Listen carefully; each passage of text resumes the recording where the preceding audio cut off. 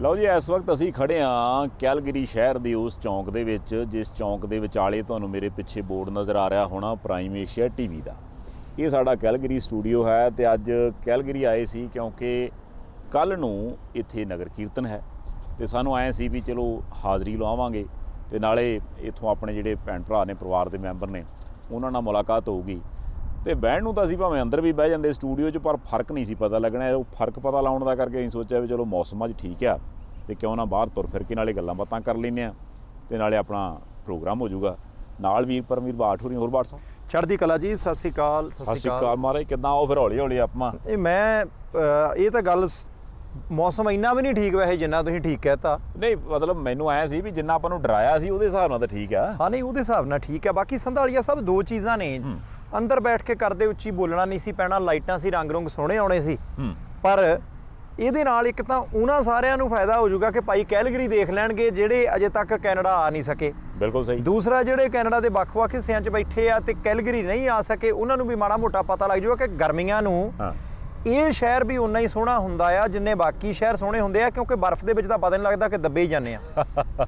ਇੱਕ ਚੀਜ਼ ਮੈਂ ਹੋਰ ਦੱਸਾਂ ਆਹਾ, ਵੀ ਜਿਹੜੇ ਇਸ ਵਕਤ ਅਸੀਂ ਪਲਾਜ਼ੇ 'ਚ ਤੁਰੇ ਫਿਰਦੇ ਤੇ ਜਿੱਧਰ ਨੂੰ ਤੁਰੇ ਜਾਂਦੇ ਆ, ਇੱਧਰ ਨੂੰ ਆ ਜੀ ਥਾਣਾ ਕੈਲਗਰੀ ਦਾ। ਪਿਛਲੇ ਪਾਸੇ ਜੇ ਸਾਡੇ ਅਮਨ ਖਟਕਰ ਸਾਹਿਬ CEO ਸਾਹਿਬ ਅੱਜ ਆ ਵੀ ਕੈਮਰਾਮੈਨ ਬਣੇ ਨੇ, ਵਿਖਾ ਸਕਣ।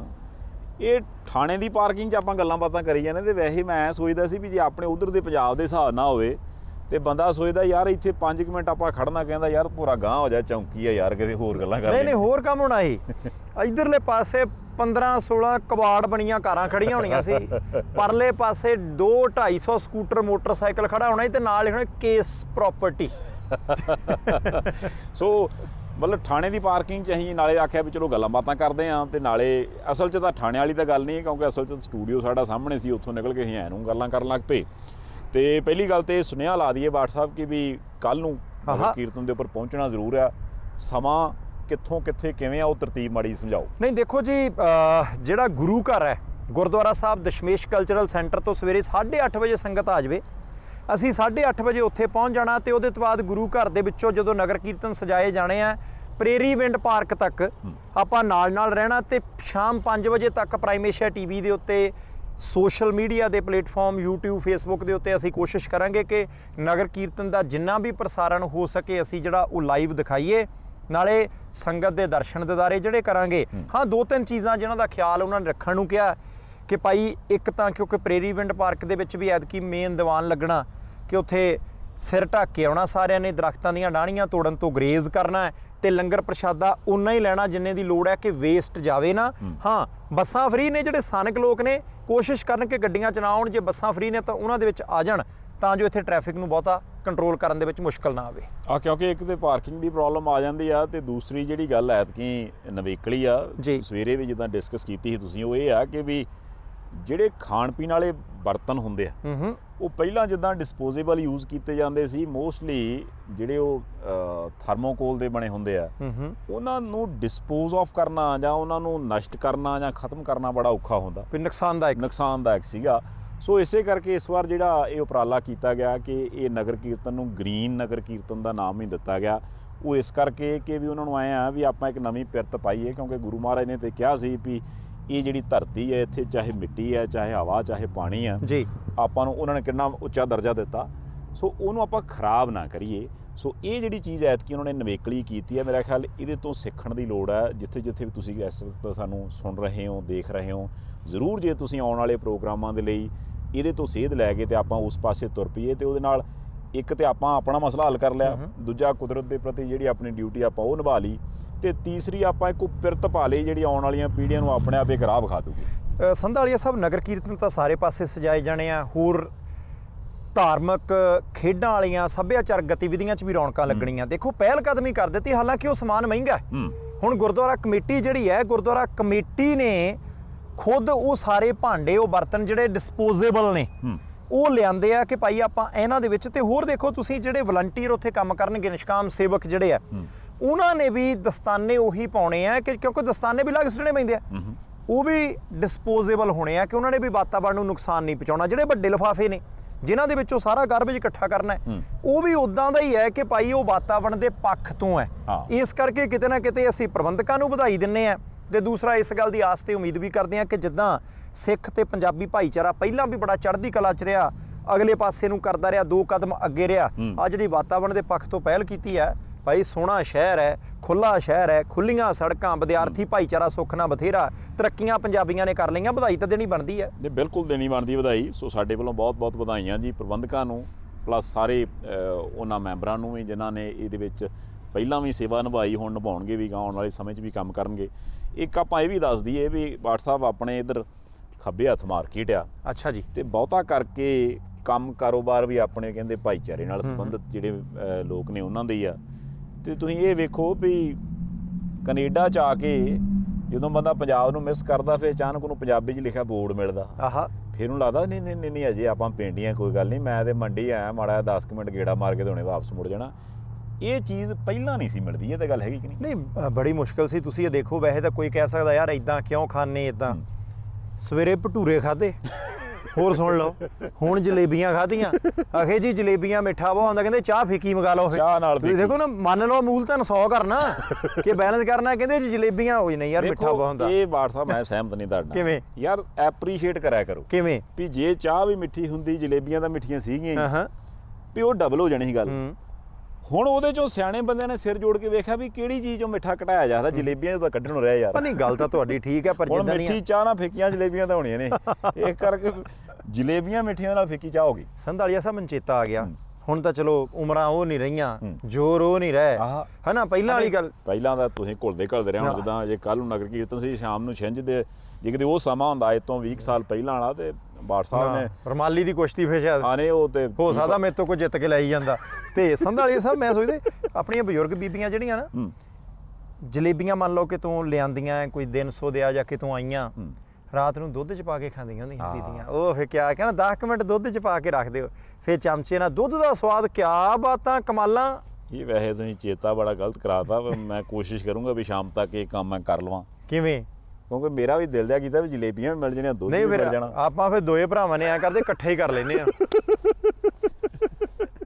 ਸੋ ਅਸੀਂ ਕੋਸ਼ਿਸ਼ ਕਰਾਂਗੇ। ਦੇਖੋ, ਇਹ ਅਸੀਂ ਤਾਂ ਜ਼ਿਕਰ ਕੀਤਾ ਵੀ ਜਿਹੜੇ ਤਾਂ ਬਾਹਰ ਬੈਠੇ ਆਪਾਂ ਨੂੰ ਦੇਖਦੇ ਨੇ, ਉਹਨਾਂ ਨੂੰ ਐਂ ਲੱਗੇ ਵੀ ਯਾਰ ਇਹ ਜਿੱਥੇ ਵੀ ਆਪਾਂ, ਕਿਉਂਕਿ ਮੋਸਟਲੀ ਆਪਾਂ ਉੱਥੇ ਵੈਨਕੂਵਰ ਸਰੀ ਵਾਲੇ ਪਾਸੇ ਦੇਖਦੇ ਹਾਂ, ਜਾਂ ਉਧਰ ਟੋਰਾਂਟੋ ਬਰੈਂਪਟਨ ਵਾਲੇ ਪਾਸੇ ਚਲੇ ਜਾਂਦੇ, ਆਪਾਂ ਨੂੰ ਐਂ ਲੱਗਦਾ ਵੀ ਇੱਥੇ ਵੀ ਪੰਜਾਬ ਵਸਦਾ, ਇੱਥੇ ਵੀ ਪੰਜਾਬ ਵਸਦਾ।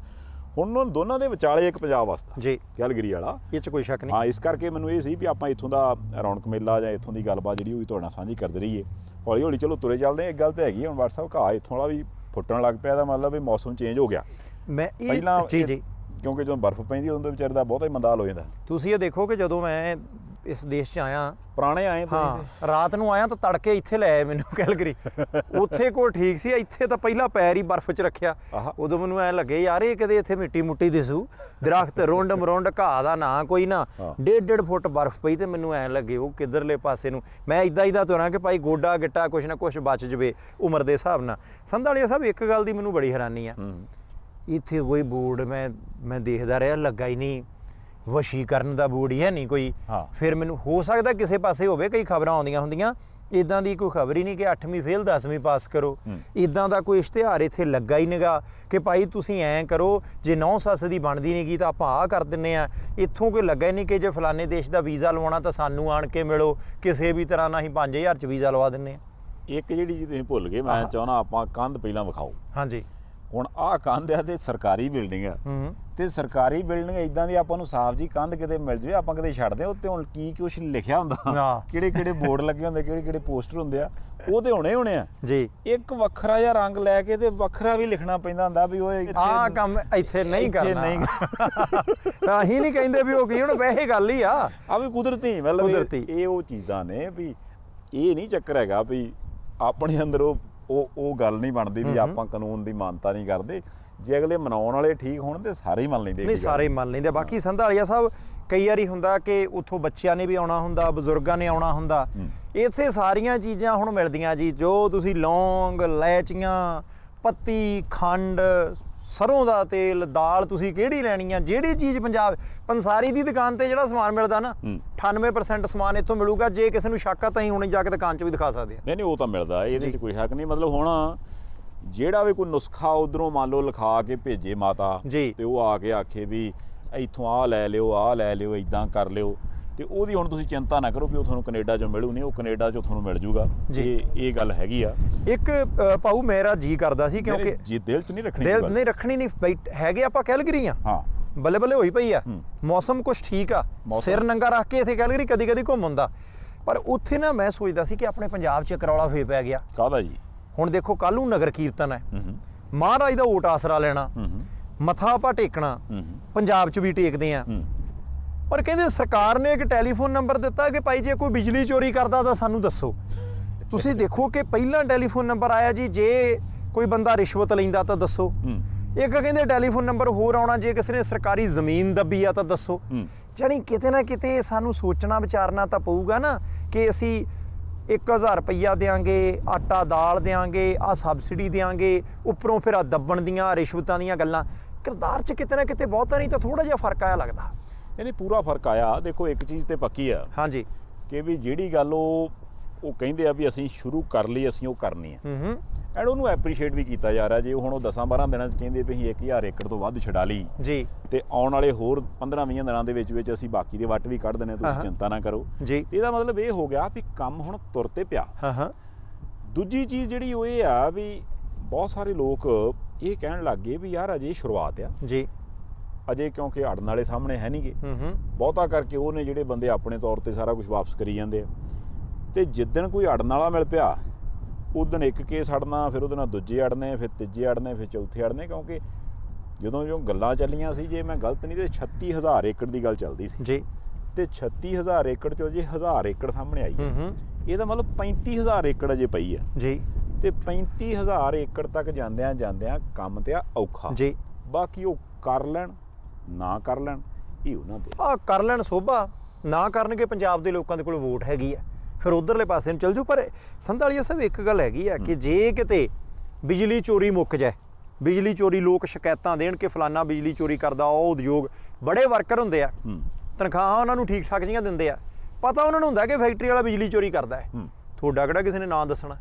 ਜਾਣੀ ਜਦੋਂ ਤੁਹਾਨੂੰ ਪਤਾ ਸੇਠ ਸਾਹਿਬ ਬਹੁਤ ਵੱਡੀ ਗੱਡੀ 'ਚ ਆਉਂਦੇ, ਐਂ ਕਰਦੇ ਡਰਾਈਵਰ ਕੋਲ ਰੱਖਿਆ, ਇੱਕ ਬੰਦਾ ਤਾਕੀ ਖੋਲ੍ਹਦਾ, ਤੇ ਤੁਸੀਂ ਇਹ ਤਨਖਾਹ ਵਧਾਉਣ ਦੀ ਗੱਲ ਕਰੋ ਜਾਂ ਕੰਮ ਦੇ ਹਾਲਾਤ ਠੀਕ ਕਰਨ ਦੀ ਗੱਲ ਕਰੋ, ਦਬ ਕੇ ਅਗਲੇ ਚਾਰ ਮਾਰਦੇ ਆ। ਪਰ ਤੁਹਾਨੂੰ ਪਤਾ ਹੁੰਦਾ ਕਿ ਕੁੰਡੀ ਕੰਡੀ ਲੱਗਦੀ ਆ, ਤੁਸੀਂ ਫਿਰ ਟੈਲੀਫੋਨ ਲਾ ਲਓ, ਅਗਲੇ ਕੁੰਡੀ ਲਾ ਲੈਣ, ਤੁਸੀਂ ਟੈਲੀਫੋਨ ਲਾ ਲਓ, WhatsApp ਦਾ ਨੰਬਰ ਆ ਉਧਰਲੇ ਪਾਸੇ ਦੱਸ ਦਿਓ।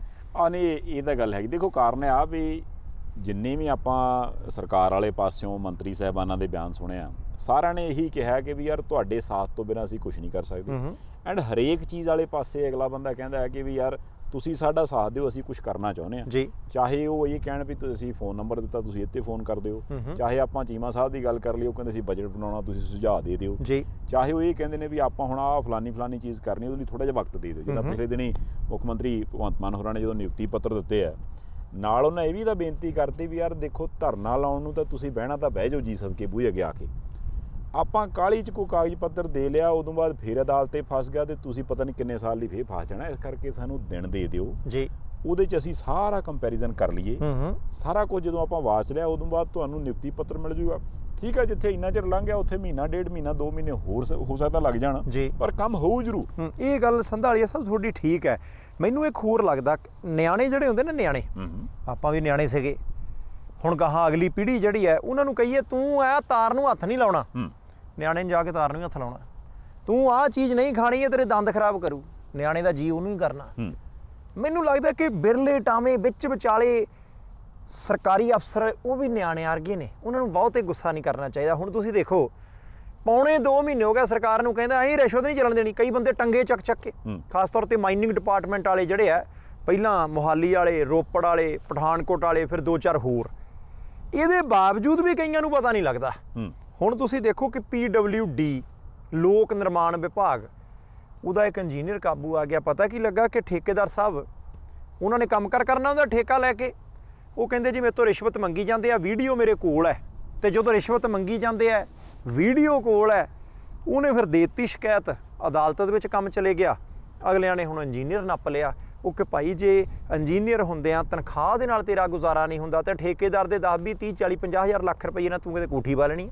ਅਸਲੀ ਮੈਨੂੰ ਇਹ ਜਾਪਦਾ WhatsApp ਕਿ ਵੀ ਬਹੁਤਾ ਕਰਕੇ ਨਾ ਆਦਤ ਪੈ ਗਈ, ਤੇ ਆਦਤ ਨੂੰ ਜਦੋਂ ਆਪਾਂ ਸ਼ਬਦ ਵਰਤ ਲੈਂਦੇ ਵਾਦੀ ਜੀ, ਤੇ ਵਾਦੀ ਬਾਰੇ ਤੇ ਅਗਲੇ ਬੰਦੇ ਅੱਗੇ ਹੀ ਕਹਿ ਗਏ ਵੀ ਵਾਦੜੀਆਂ ਸਜਾਦੜੀਆਂ ਨਿਭਣ ਸਿਰਾਂ ਦੇ ਨਾਲ। ਸੋ ਮੈਨੂੰ ਲੱਗਦਾ ਕਿ ਵਾਦੀਆਂ ਬਦਲਦਿਆਂ ਜੇ ਟਾਈਮ ਲੱਗਣਾ ਜੀ। ਹਾਂ, ਹੋ ਸਕਦਾ ਵੀ ਜਿਹੜਾ ਬੰਦਾ ਛੇਤੀ ਬਦਲ ਲੂ ਉਹਦਾ ਫਾਇਦਾ, ਜਿਹੜਾ ਨਹੀਂ ਬਦਲੂ ਫਿਰ ਉਹਨੂੰ ਅਗਲੇ ਬੰਦੇ ਦੋ ਤਰੀਕੇ ਨਾਲ ਬਦਲ ਦਿੰਦੇ। ਜਾਂ ਤੇ ਉਹ ਕਹਿੰਦੇ ਵੀ ਇਸ ਥਾਂ ਤੋਂ ਹੁਣ ਤੂੰ ਫਲਾਨੀ ਥਾਂ ਤੇ ਚਲੇ ਜਾਣਾ, ਜਾਂ ਫਿਰ ਹੁਣ ਤੇਰੇ ਕਾਗਜ਼ ਪੱਤਰ ਬਦਲਤੇ ਆ ਤੇ ਤੂੰ ਇਦਾਂ ਕਰ ਵੀ ਫਲਾਨੇ ਥਾਂ ਤੇ ਆ ਕੇ ਹਿਸਾਬ ਦੇ ਲੈ ਜੀ। ਸੋ ਇਸ ਚੀਜ਼ ਤੋਂ ਆਪਾਂ ਤਾਂ ਬਾਰ-ਬਾਰ ਬੇਨਤੀ ਕਰਦੇ ਹਾਂ ਵੀ ਜੇ ਹੁਣ ਸਮਾਂ ਆਇਆ, ਮੌਕਾ ਆਇਆ, ਆਪਾਂ ਨੂੰ ਲੋੜ ਹੈ ਵੀ ਇਸ ਵਕਤ ਬਦਲਣਾ ਪੈਣਾ ਤੇ ਬਦਲ ਜੀ। ਆਪਾਂ ਇੱਥੋਂ ਦੀ ਉਦਾਹਰਨ ਹੀ ਕਰ ਲੈਂਦੇ ਹਾਂ, ਤੁਰਦੇ ਕਰਦੇ ਹਾਂ। ਆਪਾਂ ਇੱਧਰ ਬੈਠੀਏ ਬੈਂਚ ਤੇ, ਮੈਨੂੰ ਲੱਗਦਾ ਸੀ, ਮੈਂ ਚਾਹੁੰਦਾ ਸੀ, ਬਾਕੀ ਪਤਾ ਕੋਈ ਨਹੀਂ, ਹੁਣ ਬਹਿ ਕੇ ਗੱਲ ਹੋ ਜਾਣੀ ਨਾ ਭਾ, ਉਹਦੇ ਨਾਲ ਦੀ ਰੀਸ ਕੋਈ ਨਹੀਂ, ਆਪਾਂ ਬਹਿ ਕੇ ਕਰ ਲੈਨੇ ਆ, ਨਜਿੱਠ ਲੈਨੇ ਆ, ਨਜਿੱਠ ਲਈਏ। ਅੱਛਾ, ਮੈਂ ਇਹ ਗੱਲ ਕਰਦਾ ਸੀ ਕਿ ਇਹ ਜਿਹੜਾ ਮਾਹੌਲ ਚਾਲ ਆ, ਇੱਥੇ ਆ ਕੇ ਆਪਾਂ ਉਹ ਵਾਲਾ ਪੰਜਾਬ ਯਾਦ ਜ਼ਰੂਰ ਕਰਦੇ ਆ, ਪਰ ਆਪਾਂ ਕਾਨੂੰਨ ਜਿਹੜਾ ਤੁਸੀਂ ਇੱਥੇ ਕਿਤੇ ਵੀ ਦੇਖ ਲਓ ਵੀ ਕਾਨੂੰਨ ਅਸੀਂ ਇੱਥੋਂ ਦੇ ਦਾ ਪਾਲਣ ਕਰਦੇ ਆ। ਜੇ ਸਾਨੂੰ ਲੱਗਦਾ ਵੀ ਯਾਰ ਤੁਸੀਂ ਇੱਧਰ ਦੀ ਗੱਡੀ ਨਹੀਂ ਮੋੜਨੀ, ਤੁਸੀਂ ਨਹੀਂ ਜਾਂਦੇ। ਜੇ ਤੁਹਾਨੂੰ ਲੱਗਦਾ ਵੀ ਤੁਸੀਂ ਇੱਥੇ ਕੋਈ ਖਲਾਰਾ ਨਹੀਂ ਪਾਉਣਾ, ਆਪਾਂ ਨਹੀਂ ਪਾਉਂਦੇ। ਆਪਾਂ ਹੁਣ ਭਾਵੇਂ ਇਹਦੀ ਗੱਲ ਹੀ ਕਰ ਲਈਏ, ਨਗਰ ਕੀਰਤਨ ਆ ਜੀ, ਹੁਣ ਨਗਰ ਕੀਰਤਨ ਨਾਲ ਰਿਲੇਟਡ ਬਹੁਤ ਸਾਰੀਆਂ ਇੰਸਟਰਕਸ਼ਨਸ ਨੇ, ਖਾਸ ਕਰਕੇ ਕਿ ਤੁਸੀਂ ਕਦੋਂ ਕਿਹੜਾ ਸਮਾਨ ਕਿੱਥੇ ਰੱਖਣਾ, ਤੁਸੀਂ ਜੇ ਖਾਣ ਪੀਣ ਦਾ ਕੋਈ ਪ੍ਰਬੰਧ ਕਰਨਾ ਤੇ ਉਹਦੇ ਵਿੱਚ ਕਿਹੜੀ ਕੁਆਲਿਟੀ ਦਾ ਖਿਆਲ ਰੱਖਣਾ, ਖਾਣ ਪੀਣ ਦੇ ਲਈ ਜਿਹੜੇ ਉਹ ਸਟਾਲ ਨੇ ਉਹਦੀ ਟਾਈਮਿੰਗ ਕੀ ਹੋਊਗੀ, ਉਹਦੇ ਤੋਂ ਬਾਅਦ ਜੇ ਉਹ ਸਾਰਾ ਜੋ ਵੀ ਉਹ ਬਚਿਆ ਹੋਇਆ ਪਿਛਲਾ ਸਮਾਨ ਹੋਊਗਾ ਉਹਦਾ ਜਿਹੜਾ ਖਲਾਰਾ ਹੈ ਉਹ ਨਹੀਂ ਪਾਉਣਾ। ਹਾਂ, ਜੇ ਉਹ ਚੀਜ਼ਾਂ ਡਿਸਪੋਜ਼ ਆਫ ਕਰਨ ਵਾਲੀਆਂ ਤੇ ਉਹ ਕਿਵੇਂ ਕਿਹੜੇ ਤਰੀਕੇ ਨਾਲ ਕਰਨੀਆਂ, ਹਰੇਕ ਚੀਜ਼ ਦਾ ਖਿਆਲ ਰੱਖਣਾ ਪੈਣਾ ਜੀ। ਐਂਡ ਆਪਣੇ ਵਾਲੇ ਭਾਈਚਾਰੇ ਦੇ ਜਿਹੜੇ ਲੋਕ ਨੇ ਉਹ ਵਲੰਟੀਅਰਲੀ ਇਹ ਸਾਰਾ ਕੁਝ ਕਰ ਰਹੇ ਨੇ ਇੱਥੇ। ਇਹਦਾ ਮਤਲਬ ਇਹ ਹੋ ਗਿਆ ਵੀ ਜੇ ਸਮੇਂ ਦੀ ਲੋੜ ਆ ਤੇ ਆਪਾਂ ਬਦਲ ਜਾਂਦੇ ਆ ਜੀ, ਤੇ ਜੇ ਹੁਣ ਇਸ ਵਕਤ ਪੰਜਾਬ 'ਚ ਸਮੇਂ ਦੀ ਲੋੜ ਹੈ ਤੇ ਫਿਰ ਹੁਣ ਬਦਲਣ 'ਚ ਕੀ ਪ੍ਰੋਬਲਮ? ਨਹੀਂ, ਬਦਲਣਾ ਚਾਹੀਦਾ ਜੀ, 100% ਬਦਲਣਾ ਚਾਹੀਦਾ। ਨਾਲੇ ਜਿਹੜੀਆਂ ਧਾਰਨਾਵਾਂ ਜੀਆਂ ਬਣੀਆਂ ਹੁੰਦੀਆਂ ਨਾ ਸੰਧਾਲੀਆ ਸਾਹਿਬ ਕਿ ਆਹ ਬੰਦਾ ਐਂ ਕਰਦਾ ਉਹ ਕਰਦਾ, ਪਰ ਇਹ ਹੋਣਾ ਚਾਹੀਦਾ। ਸਵੇਰੇ ਜਦੋਂ ਗੱਲ ਹੁੰਦੀ ਸੀ ਗੁਰਦੁਆਰਾ ਸਾਹਿਬ ਦੀ ਪ੍ਰਬੰਧਕ ਕਮੇਟੀ ਦੇ ਨਾਲ, ਉਹਨਾਂ ਨੇ ਬੜੀ ਕਮਾਲ ਦੀ ਗੱਲ ਕੀਤੀ। ਉਹ ਕਹਿੰਦੇ ਜੀ ਸਾਨੂੰ ਪੂਰੀਆਂ ਹਦਾਇਤਾਂ ਹੁੰਦੀਆਂ ਕਿ ਭਾਈ ਆਹ ਕੰਮ ਕਰ ਸਕਦੇ ਹੋ, ਆਹ ਨਹੀਂ ਕਰ ਸਕਦੇ, ਇੱਥੋਂ ਦੀ ਤੁਰ ਸਕਦੇ ਨਹੀਂ। ਉਹ ਕਹਿੰਦਾ ਜੀ 200 ਸਾਡੇ ਕੋਲੇ ਵਲੰਟੀਅਰ ਆ ਜਿਨ੍ਹਾਂ ਨੂੰ ਟ੍ਰੇਨਿੰਗ ਦਿੱਤੀ ਅਸੀਂ ਕਿ ਉਹਨਾਂ ਨੇ ਨਗਰ ਕੀਰਤਨ ਦੇ ਨਾਲ ਲੋਕਾਂ ਨੂੰ ਲੈ ਕੇ ਜਾਣਾ, ਸੰਗਤ ਨੂੰ। ਤੇ ਜਿਹੜੇ 200 ਵਲੰਟੀਅਰ ਨੇ ਉਹਨਾਂ ਦੇ ਵਿੱਚੋਂ ਇੱਥੋਂ ਦੇ ਜੰਪਲ ਵੀ ਨੇ, ਇੱਥੋਂ ਦੇ ਜੰਪਲ ਜਿਹੜੇ ਆ, ਤੇ ਦੂਸਰੇ ਪਾਸੇ ਉਹ ਵੀ ਨੇ ਜਿਹੜੇ ਕਿ ਇੰਟਰਨੈਸ਼ਨਲ ਸਟੂਡੈਂਟ ਨੇ, ਅੰਤਰਰਾਸ਼ਟਰੀ ਜਿਹੜੇ ਉਹ ਵਿਦਿਆਰਥੀ ਨੇ। ਹੁਣ ਜਿਹੜੇ ਅੰਤਰਰਾਸ਼ਟਰੀ ਵਿਦਿਆਰਥੀ ਆ, ਤੁਸੀਂ ਦੇਖੋ ਕਿ ਆਉਂਦੇ ਆ, ਫੀਸਾਂ ਵੀ ਦੇਣੀਆਂ, ਕੰਮਕਾਰ ਵੀ ਕਰਨਾ, ਸਾਰਾ ਕੁਝ ਹੀ ਜਿਹੜਾ ਉਹਨਾਂ ਦੇ ਕੋਲ ਹੁੰਦਾ, ਪ੍ਰੈਸ਼ਰ ਬੜੇ ਹੁੰਦੇ ਆ, ਅਜੇ ਕਾਗਜ਼ ਪੱਤਰ ਬਣਾਉਣੇ ਆ।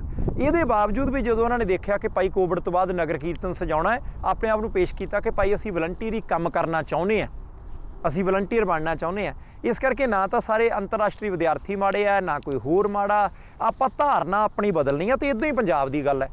ਤਾਂ ਕੀ ਹੋਇਆ, ਹੁਣ ਤਨਖਾਹ ਦੇ ਉੱਤੇ ਗੱਲਬਾਤ ਜਿਹੜੀ ਹੈ ਉਹ ਆਪਾਂ ਤਨਖਾਹ ਦੇ ਉੱਤੇ ਲਾ ਕੇ ਉਹਦੇ ਹਿਸਾਬ ਕਿਤਾਬ ਦੇ ਨਾਲ ਚੱਲ ਜਾਈਏ। ਵੈਸੇ ਸੰਧਾਲੀਆ ਸਾਹਿਬ ਇੱਕ ਗੱਲ ਇੱਥੇ ਹੋਰ ਵੀ ਹੈ, ਤੁਸੀਂ ਇਹ ਦੇਖੋ ਕਿ ਆਪਾਂ ਉੱਥੇ ਕਹਿੰਦੇ ਨੇ ਮੇਰਾ ਟਰੈਕਟਰ ਮੋਹਰੇ ਲੱਗਣਾ ਚਾਹੀਦਾ, ਮੇਰੀ ਗੱਡੀ ਮੋਹਰੇ ਲੱਗੂਗੀ। ਇੱਥੇ ਪੂਰਾ ਪਲਾਨ ਦਿੱਤਾ ਹੈ ਕਿ ਮੋਹਰੇ ਤੁਹਾਡੇ ਮੋਟਰਸਾਈਕਲ ਹੋਣਗੇ, ਫਿਰ ਆਹ ਗੱਡੀ ਹੋਊਗੀ, ਫਿਰ ਫਾਇਰ ਬ੍ਰਿਗੇਡ ਹੋਊਗੀ, ਇੱਥੇ ਮੀਡੀਆ ਦੀਆਂ ਗੱਡੀਆਂ ਹੋਣਗੀਆਂ। ਇੱਥੇ ਇੱਕ ਵੀ ਗੱਡੀ ਅੱਗੇ ਜਾਂ ਪਿੱਛੇ ਨਹੀਂ ਹੋ ਸਕਦੀ। ਜਾਣੀ ਇਹ ਨਹੀਂ ਕਿ ਇੱਥੇ ਸੜਕਾਂ ਦੇ ਉੱਤੇ ਆਪਾਂ ਵੈਸੇ ਹੀ ਚਲੇ ਜਾਣਾ। ਅਨੁਸ਼ਾਸਨ ਰੱਖਿਆ ਤਾਂ ਦੇਸ਼ ਚੰਗੇ ਬਣੇ ਆ।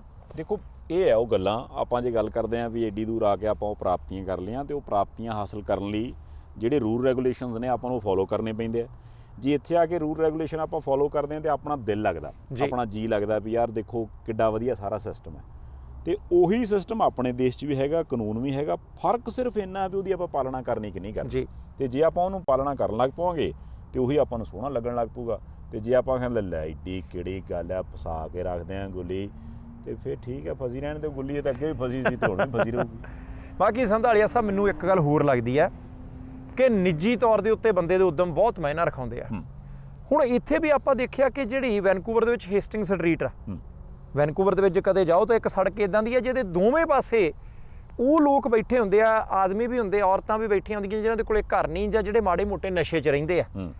ਤੇ ਜਦੋਂ ਤੁਸੀਂ ਗੂਗਲ ਕਰੋਗੇ ਤਾਂ ਜਿਹੜੀ ਹੇਸਟਿੰਗ ਸਟਰੀਟ ਹੈ ਉਹ ਸਭ ਤੋਂ ਵੱਧ ਕ੍ਰਾਈਮ ਵਾਲੀ ਸਟਰੀਟ ਇਸ ਪੂਰੇ ਜਿਹੜੇ ਨਾਰਥ ਅਮਰੀਕਾ ਦੇ ਖਿੱਤੇ ਦੇ ਵਿੱਚ ਮੰਨੀ ਜਾਂਦੀ ਹੈ।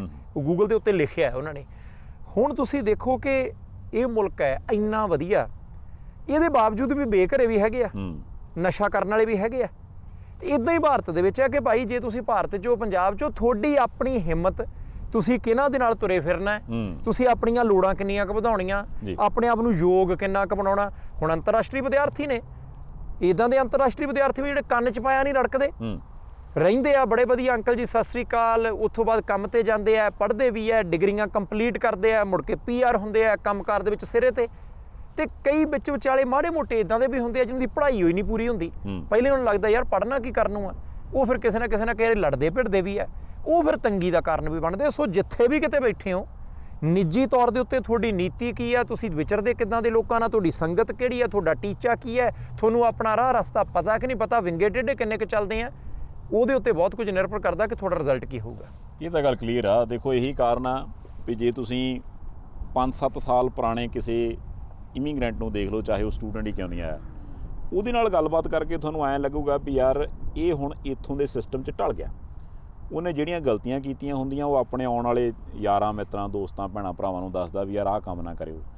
ਹਾਂ, ਉਦੋਂ ਉਹ ਜ਼ਿਕਰ ਜ਼ਰੂਰ ਕਰਦਾ ਵੀ ਮੈਨੂੰ ਵੀ ਫਲਾਣੇ ਨੇ ਸਮਝਾਇਆ ਸੀ ਵੀ ਯਾਰ ਆਹ ਕੰਮ ਨਾ ਕਰੀ, ਪਰ ਮੈਂ ਮੰਨੀ ਨਹੀਂ ਜੀ। ਇਹਦਾ ਮਤਲਬ ਇਹ ਹੋ ਗਿਆ ਵੀ ਜਿਹੜੀ ਅਕਲ ਆਪਾਂ ਨੂੰ 4-5 ਸਾਲ ਬਾਅਦ ਆਉਂਦੀ ਹੈ, ਉਹ ਤਾਂ ਆਪਾਂ ਨੂੰ ਆਪਣਾ ਭਾਈਚਾਰਾ ਆਉਂਦੇ ਹੀ ਦੇਣ ਨੂੰ ਤਿਆਰ ਆ ਵੀ ਯਾਰ ਤੂੰ ਐਂ ਕੰਮ ਨਾ ਕਰੀ ਜੀ। ਹਾਂ, ਫਰਕ ਸਿਰਫ ਇੰਨਾ ਵੀ ਆਪਾਂ ਮੰਨਣੀ ਕਿ ਨਹੀਂ ਮੰਨਣੀ। ਸੇਮ ਆਪਾਂ ਘੁਮਾ ਕੇ ਫੇਰ ਸਰਕਾਰ ਤੇ ਲੈ ਜਾਂਦੇ ਵੀ ਹੁਣ ਅਗਲੇ ਕਹਿੰਦੇ ਵੀ ਸਾਡੀ ਸ਼ੁਰੂਆਤ ਅਸੀਂ ਆਹ ਕਰ ਰਹੇ ਹਾਂ, ਹੁਣ ਤੋਂ ਜੇ ਮੰਨ ਕੇ ਉਸ ਪਾਸੇ ਤੁਰ ਲਿਆ ਜਾਊਗਾ, ਹੋ ਸਕਦਾ ਜਿਹੜਾ ਰਿਜ਼ਲਟ ਆਪਾਂ ਉਡੀਕਦੇ ਹਾਂ ਵੀ ਯਾਰ ਆਪਾਂ ਨੂੰ ਅੱਜ ਮਿਲੇ, ਛੇਤੀ ਕਰ ਲਵਾਂਗੇ ਤੇ 6 ਮਹੀਨਿਆਂ 'ਚ ਮਿਲ ਜੂਗਾ। ਜੇ ਡਾਉਣੀਆਂ ਸ਼ੁਰੂ ਕਰ ਦਾਂਗੇ ਤੇ ਫਿਰ ਹੋ ਸਕਦਾ 2-2.5 ਸਾਲ ਲੱਗ ਜਾਣ, ਤੇ ਨੁਕਸਾਨ ਕਿਹਦਾ? ਲੋਕਾਂ ਦਾ ਹੀ ਹੈ। ਸੰਧਾਲੀਆ ਸਾਹਿਬ, ਤੁਸੀਂ ਦੇਖੋ ਕਿ ਕਈ ਆਮ ਲੋਕਾਂ ਨਾਲ ਬਹੁਤ ਸਾਰੀਆਂ ਚੀਜ਼ਾਂ ਸੰਬੰਧ ਰੱਖਦੀਆਂ। ਪਿਛਲੇ ਦਿਨੀ ਮੁੱਖ ਮੰਤਰੀ ਭਗਵੰਤ ਮਾਨ ਹੋਰਾਂ ਨੇ ਅਧਿਕਾਰੀਆਂ ਦੀ ਮੀਟਿੰਗ ਲਈ, SSP ਸਾਹਿਬ, DC ਸਾਹਿਬ, ਉਹਨਾਂ ਨੂੰ ਕਿਹਾ ਕਿ STF ਦੇ ਅਧਿਕਾਰ ਖੇਤਰ ਨੇ, ਆਪਾਂ ਨਸ਼ਾ ਰਹਿਣ ਨਹੀਂ ਦੇਣਾ, ਜੜੋਂ ਪੱਟਣਾ। ਬੜੀ ਚੰਗੀ ਗੱਲ ਹੈ ਕਿਉਂਕਿ ਓਵਰਡੋਜ਼ ਨਾਲ ਮੌਤਾਂ ਹੁੰਦੀਆਂ ਸੀ। ਹੁਣ ਉੱਥੇ ਨਵਜੋਤ ਸਿੰਘ ਸਿੱਧੂ ਹੋਰੀ ਮਜੀਠਾ ਇਲਾਕੇ ਦੇ ਵਿੱਚ ਇੱਕ ਪਰਿਵਾਰ ਨੂੰ ਮਿਲਣ ਗਿਆ ਜਿੱਥੇ ਮੁੰਡਾ ਜਿਹਨਾਂ ਦਾ ਓਵਰਡੋਜ਼ ਦੇ ਕਰਕੇ ਮਰ ਗਿਆ ਸੀ। ਹੁਣ ਨਸ਼ਾ ਹੀ ਲੈ ਲਓ, ਠੀਕ ਹੈ, ਕੰਮ ਨਹੀਂ ਮਿਲਦਾ, ਠੀਕ ਹੈ, ਸਾਧਨ ਜਿਹੜੇ ਹੈ ਉਹ ਨਹੀਂ ਉਪਲਬਧ ਹੁੰਦੇ, ਠੀਕ ਹੈ, ਗੁਆਂਢੀ ਬਹੁਤ ਤਰੱਕੀ ਕਰ ਗਿਆ, ਗੁਆਂਢੀ ਵਿਦੇਸ਼ ਚਲ ਗਿਆ, ਪਰ ਨਸ਼ਾ ਹੱਲ ਤਾਂ ਹੈ ਨਹੀਂ ਨਾ। ਠੀਕ ਹੈ, ਸਟ੍ਰੈਸ ਬਹੁਤ ਹੋਊਗੀ, ਠੀਕ ਹੈ, ਇਹ ਡਿਗਰੀਆਂ ਲਈ ਫਿਰਦੇ ਆ, ਨੌਕਰੀਆਂ ਨਹੀਂ ਮਿਲਦੀਆਂ, ਠੀਕ ਹੈ, ਖੇਤੀ ਦੇ ਵਿੱਚੋਂ ਕੋਈ ਕੰਮ ਜਿਹੜਾ ਪੂਰੀ ਤਰ੍ਹਾਂ ਪੈਂਦਾ ਨਹੀਂ, ਠੀਕ ਹੈ, ਬਹੁਤ ਮਿਹਨਤ ਕਰਨ ਦੇ ਬਾਵਜੂਦ ਵੀ ਆਪਾਂ ਉੱਥੇ ਕੀ ਬੈਠੇ ਆ ਤੇ ਕਈ ਬਹੁਤ ਉੱਪਰਲੇ ਪਾਸੇ ਲੰਘ ਗਏ 2 ਨੰਬਰ ਦਾ ਕੰਮ ਕਰਦੇ ਆ। ਪਰ ਉਸ ਸਥਿਤੀ ਦੇ ਵਿੱਚ ਵੀ ਨਸ਼ਾ ਕਿਸੇ ਸਮੱਸਿਆ ਦਾ ਹੱਲ ਥੋੜੀ ਹੈ।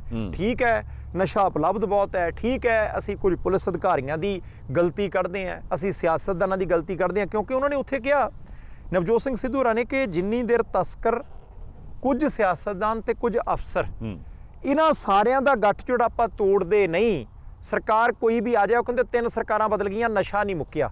ਬਿਲਕੁਲ ਠੀਕ ਗੱਲ ਹੈ। ਇਹ ਤਾਂ ਹੁਣ ਉਹ ਗੱਠਜੋੜ ਤੋੜਨ ਵਾਲਿਆਂ ਨੇ ਦੇਖਣਾ, ਪਰ ਅਸੀਂ ਆਪਣਾ ਮਨ ਹੀ ਪੱਕਾ ਕਰ ਲਈਏ। ਹੁਣ ਜਿਹੜੀ ਚੀਜ਼, ਹੁਣ ਕਈ ਬੰਦੇ ਲੱਸੀ ਨਹੀਂ ਪੀਂਦੇ, ਉਹ ਨਹੀਂ ਯਾਰ ਮੈਂ ਨਹੀਂ ਲੱਸੀ ਪੀਂਦਾ, ਕਈ ਦੁੱਧ ਹੀ ਨਹੀਂ ਪੀਂਦੇ, ਉਹ ਯਾਰ ਮੈਂ ਨਹੀਂ ਦੁੱਧ ਪੀਂਦਾ, ਕਈ ਬੀਬੀਆਂ ਵੀ ਕਹਿੰਦੇ ਆ ਸਾਡਾ ਮੁੰਡਾ ਤਾਂ ਨਾ ਦਹੀਂ ਦੇ ਲਾਗੇ ਨਹੀਂ ਆਉਂਦਾ, ਅੱਜ ਤੱਕ ਇਹਨੇ ਚਮਚਾ ਦਹੀਂ ਦਾ ਮੂੰਹ 'ਚ ਨਹੀਂ ਪਾ ਕੇ ਦਿਆ।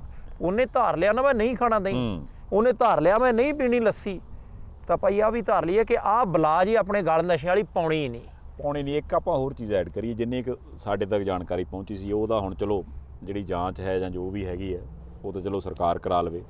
ਉਹਦੇ 'ਚ ਇਹ ਕਿਹਾ ਜਾਂਦਾ ਕਈ ਵਾਰ ਵੀ ਯਾਰ ਜਿਹੜੇ ਲੋਕ ਇਸ ਸਿਸਟਮ ਦੇ ਵਿੱਚ ਉਹ ਨੇ ਜਿਨ੍ਹਾਂ ਦਾ ਕੰਮ ਹੈ ਵੀ ਉਹਨੂੰ ਰੋਕਣਾ, ਜਦੋਂ ਉਹ ਉਹਦੇ ਆਦੀ ਹੋ ਜਾਂਦੇ ਆ ਤਾਂ ਰੋਕ ਨਹੀਂ ਪਾਉਂਦੇ।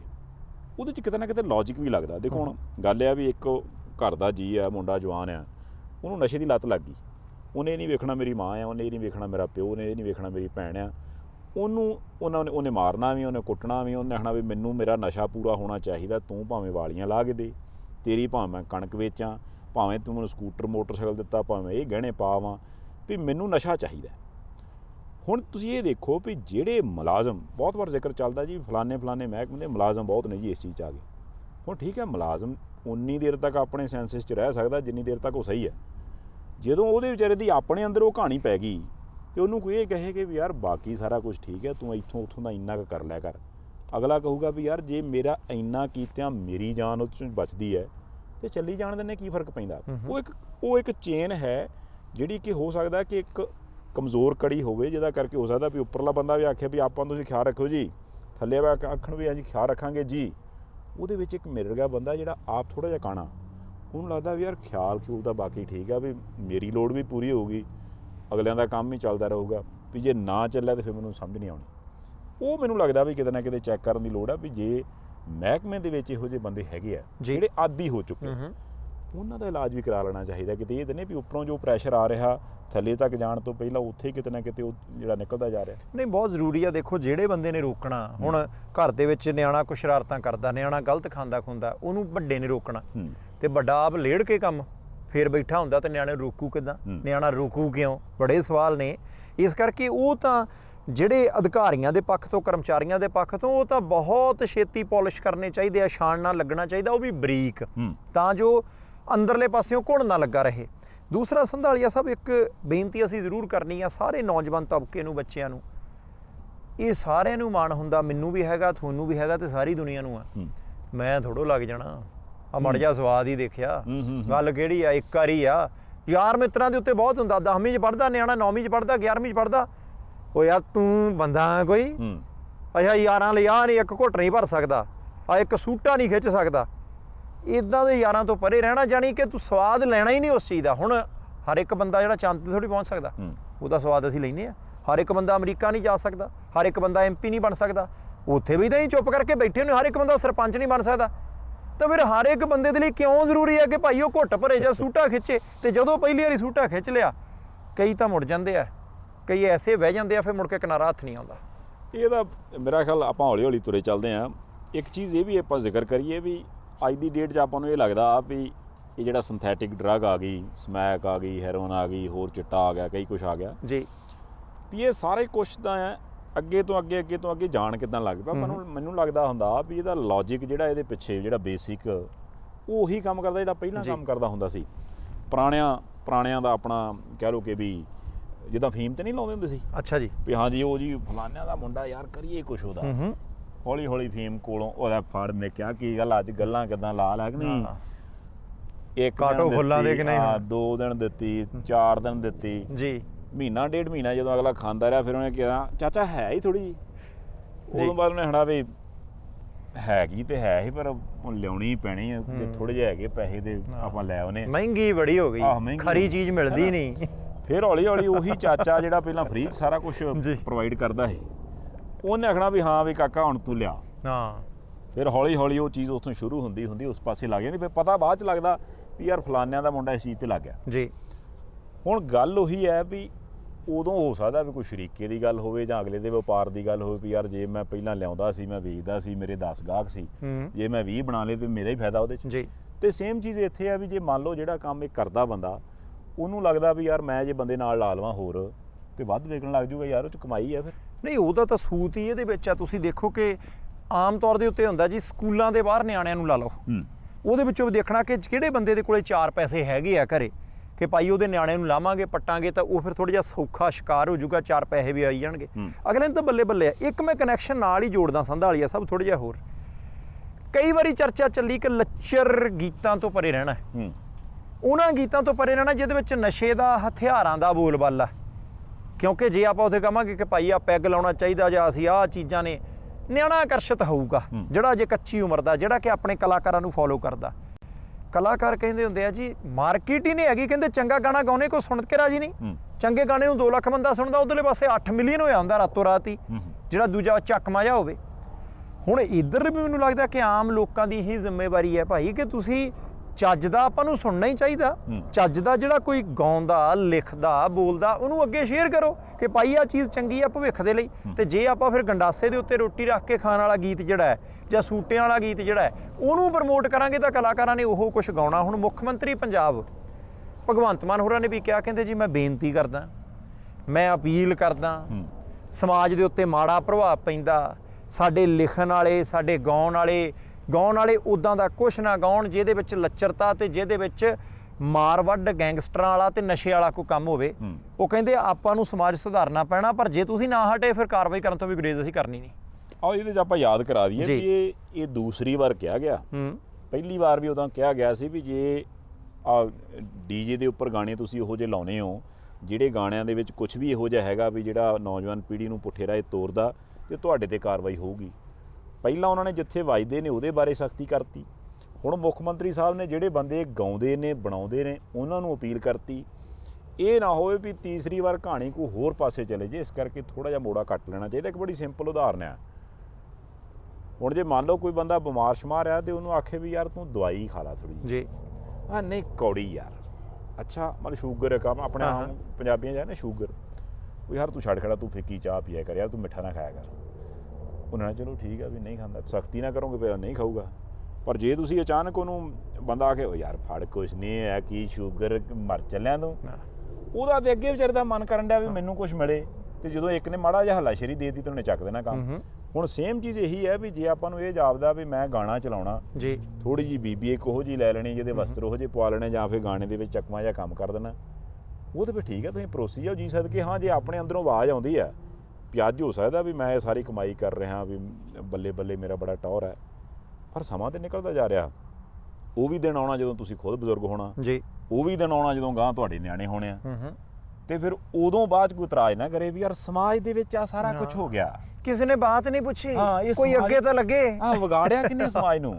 ਉਦੋਂ ਜ਼ਰੂਰ ਕਿਤੇ ਨਾ ਕਿਤੇ ਨੋਟ ਕਰ ਲਿਆ ਜਾਵੇ ਵੀ ਯਾਰ ਉਹ ਜੇ ਕਾਪੀ ਪਿੱਛੋਂ ਫਰੋਲਣ ਜਾਵਾਂਗੇ ਤੇ ਜਿੱਦਾਂ ਹੁੰਦਾ ਨਾ ਵੀ ਯਾਰ ਫਲਾਣੇ ਦਾ ਨਾਮ ਹੀ ਬੋਲਦਾ ਆਧਾਰ 'ਚ ਜੀ, ਉਦੋਂ ਫਿਰ ਆਧਾਰ 'ਚ ਨਾਮ ਬੋਲਣਾ ਨਹੀਂ ਪੱਕਾ ਬੋਲਣਾ ਜੀ। ਤੇ ਨਾਲ ਅਗਲੇ ਕਈ ਵਾਰੀ ਦੁਕਾਨ ਦੇ ਬਾਹਰਲੇ ਪਾਸੇ ਲਿਖ ਕੇ ਲਾਉਂਦੇ ਹੁੰਦੇ ਇਹਨਾਂ ਨੇ ਸਾਡੇ ਪੈਸੇ ਨਹੀਂ ਦਿੱਤੇ, ਤੇ ਉਦੋਂ ਲੋਕਾਂ ਨੇ ਕਹਿਣਾ ਵੀ ਆ ਕਿ ਭਾਈ ਤੁਸੀਂ ਉਦੋਂ ਕੀ ਕਰਦੇ ਰਹੇ। ਦੇਖੋ ਗੁਆਂਢੀ ਦਾ ਨਿਆਣਾ ਨਸ਼ੇ 'ਚ ਹੋਵੇ, ਫਿਰ ਅਸੀਂ ਕਹਿੰਦਾ ਕੋਈ ਗੱਲ ਨਹੀਂ ਐ ਮਰ ਲੈਣ ਦੇ ਨੇ, ਇਹ ਵੀ ਉਦੋਂ ਬੜੀ ਆਕੜ ਕਰਦਾ ਸੀ, ਮੈਂ ਤੂੰ ਆਹ ਚੀਜ਼ ਮੰਗੀ ਦਿੱਤੀ ਨਹੀਂ ਇਹਨੇ। ਹੁਣ ਦੇਖਦੇ ਆ ਕਿਦਾ ਮੁੰਡੇ ਨੇ ਪਾਇਆ ਕਿ ਨਹੀਂ ਵੱਟ ਵੱਟ ਪੱਗ ਜਿਹੜੀ ਆ ਹੁਣ ਇਦਾਂ ਹੀ ਆ, ਇਹਨੇ ਰੋਲਣੀ ਆਪਣੇ ਪਿਓ ਦੀ ਪੱਗ, ਇਹਨੂੰ ਅਗਲ ਹੀ ਫੇ ਆਉਣੀ, ਇਦਾਂ ਦੀਆਂ ਗੱਲਾਂ ਚੱਲਦੀਆਂ।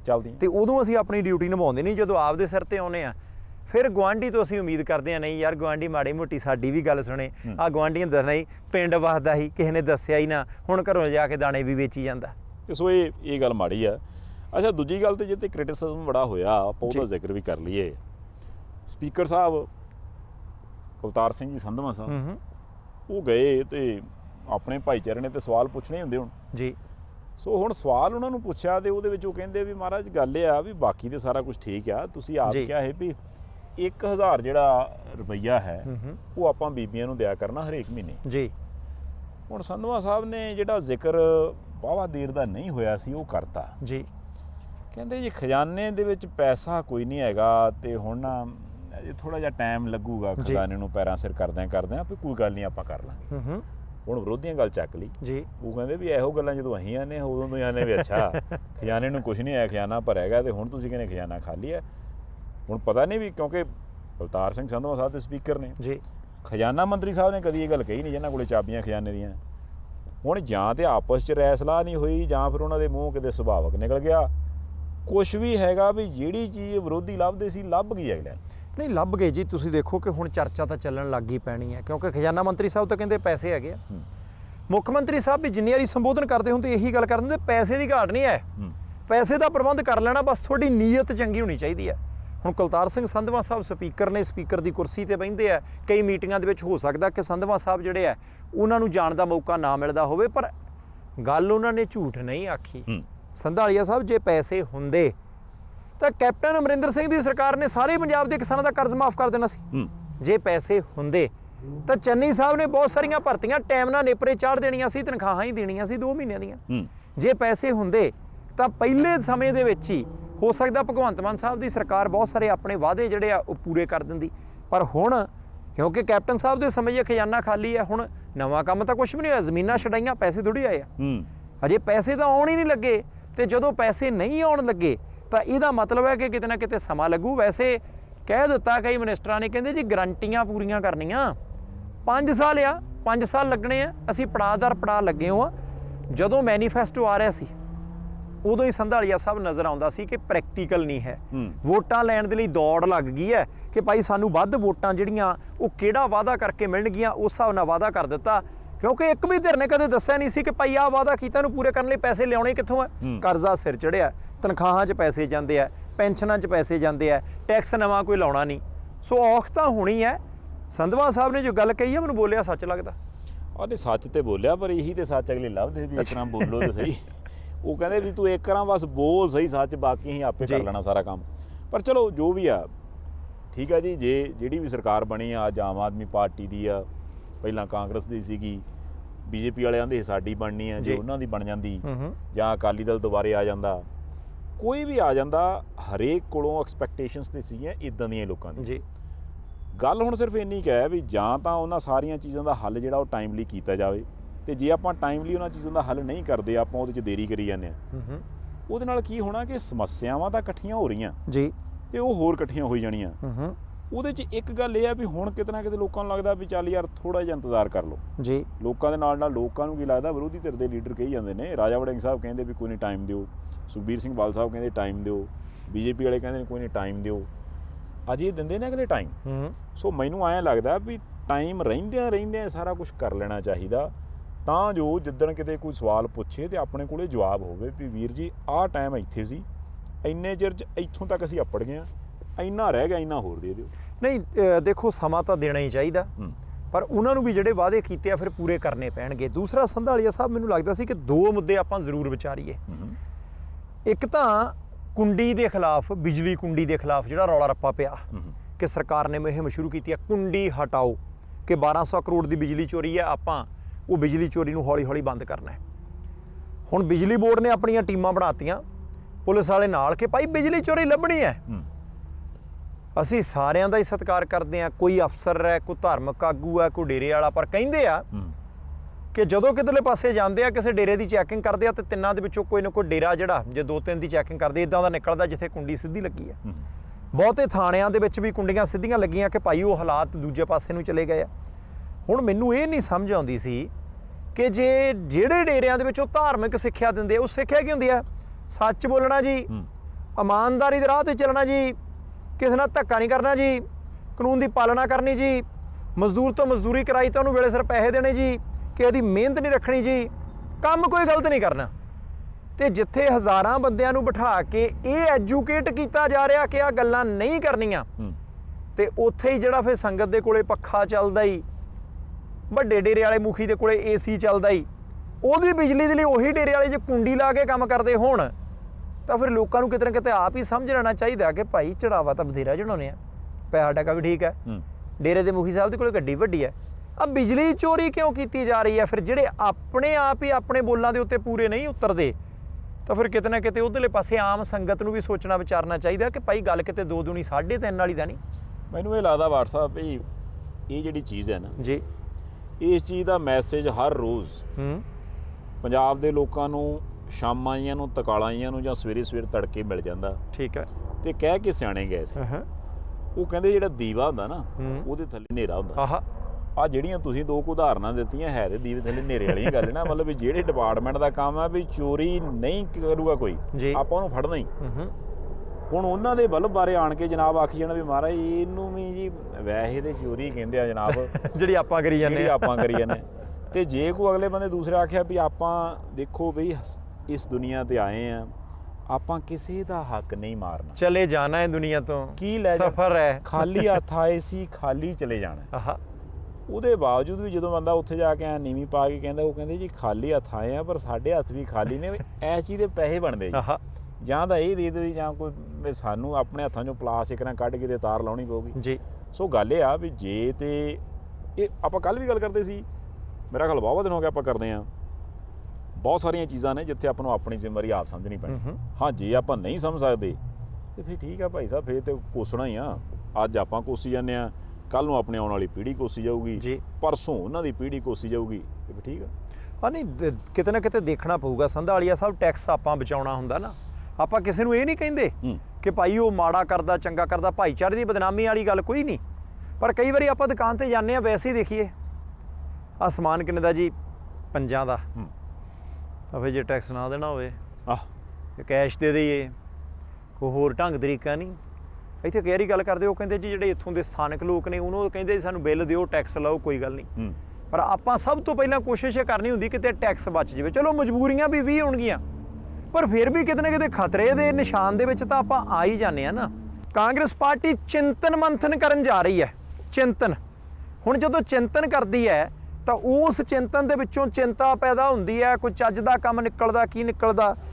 3 ਚਿੰਤਨ ਸ਼ਿਵਰ ਲੱਗਣੇ ਆ, ਬੈਠਕਾਂ ਹੋਣੀਆਂ ਜੀ ਸਾਰਾ ਦਿਨ। ਰਾਜਾ ਵੜਿੰਗ ਸਾਹਿਬ ਪੁੱਜੇ ਹੋ ਆ, ਪ੍ਰਤਾਪ ਸਿੰਘ ਬਾਜਵਾ ਸਾਹਿਬ ਪੁੱਜੇ ਹੋ ਆ, ਚੌਧਰੀ ਸਾਹਿਬ ਹਰੀਸ਼ ਰਾਜਸਥਾਨ ਵਾਲੇ ਪੁੱਜੇ ਆ। ਹੁਣ ਬੈਠ ਕੇ ਕਹਿੰਦੇ ਜੀ ਵਿਚਾਰਾਂ ਕਰਨੀਆਂ ਕਿ ਸਾਰੇ ਭਾਰਤ ਦੇ ਵਿੱਚ ਕਾਂਗਰਸ ਪਾਰਟੀ ਨੂੰ ਅੱਗੇ ਕਿਵੇਂ ਲੈ ਕੇ ਜਾਈਏ। ਮੈਂ ਸੋਚਦਾ ਸੀ ਸੰਧਾਲੀਆ ਸਾਹਿਬ, ਜੇ ਤਾਂ ਉੱਥੇ ਬੈਠ ਕੇ ਸਲਾਹ ਇਹ ਦੇਣੀ ਆ ਆਪਾਂ ਇੱਦਾਂ ਕਰੀਏ, ਉਹਨਾਂ ਨੇ ਆਟਾ ਦਾਲ ਸਕੀਮ ਦਿੱਤੀ ਸੀ, ਆਪਾਂ ਨਾਲ 100 ਰੁਪਈਆ ਦੇਣ ਲੱਗ ਪਈਏ, ਆਪਾਂ ਮੁਫਤ ਕਰ ਦਈਏ, ਫਿਰ ਤਾਂ ਹੋ ਸਕਦਾ ਇੱਕ ਅੱਧੀ ਇਲੈਕਸ਼ਨ ਦੇ ਵਿੱਚ 2-4 ਸੀਟਾਂ ਵੱਧ ਜਾਣ, ਕਾਂਗਰਸ ਪਾਰਟੀ ਉੱਪਰ ਨਹੀਂ ਜਾਣੀ। ਉਹਨਾਂ ਨੂੰ ਇਹ ਸੋਚਣਾ ਪਊਗਾ ਕਿ ਆਖਿਰਕਾਰ ਘਾਟ ਕਿੱਥੇ ਰਹੀ ਹੈ।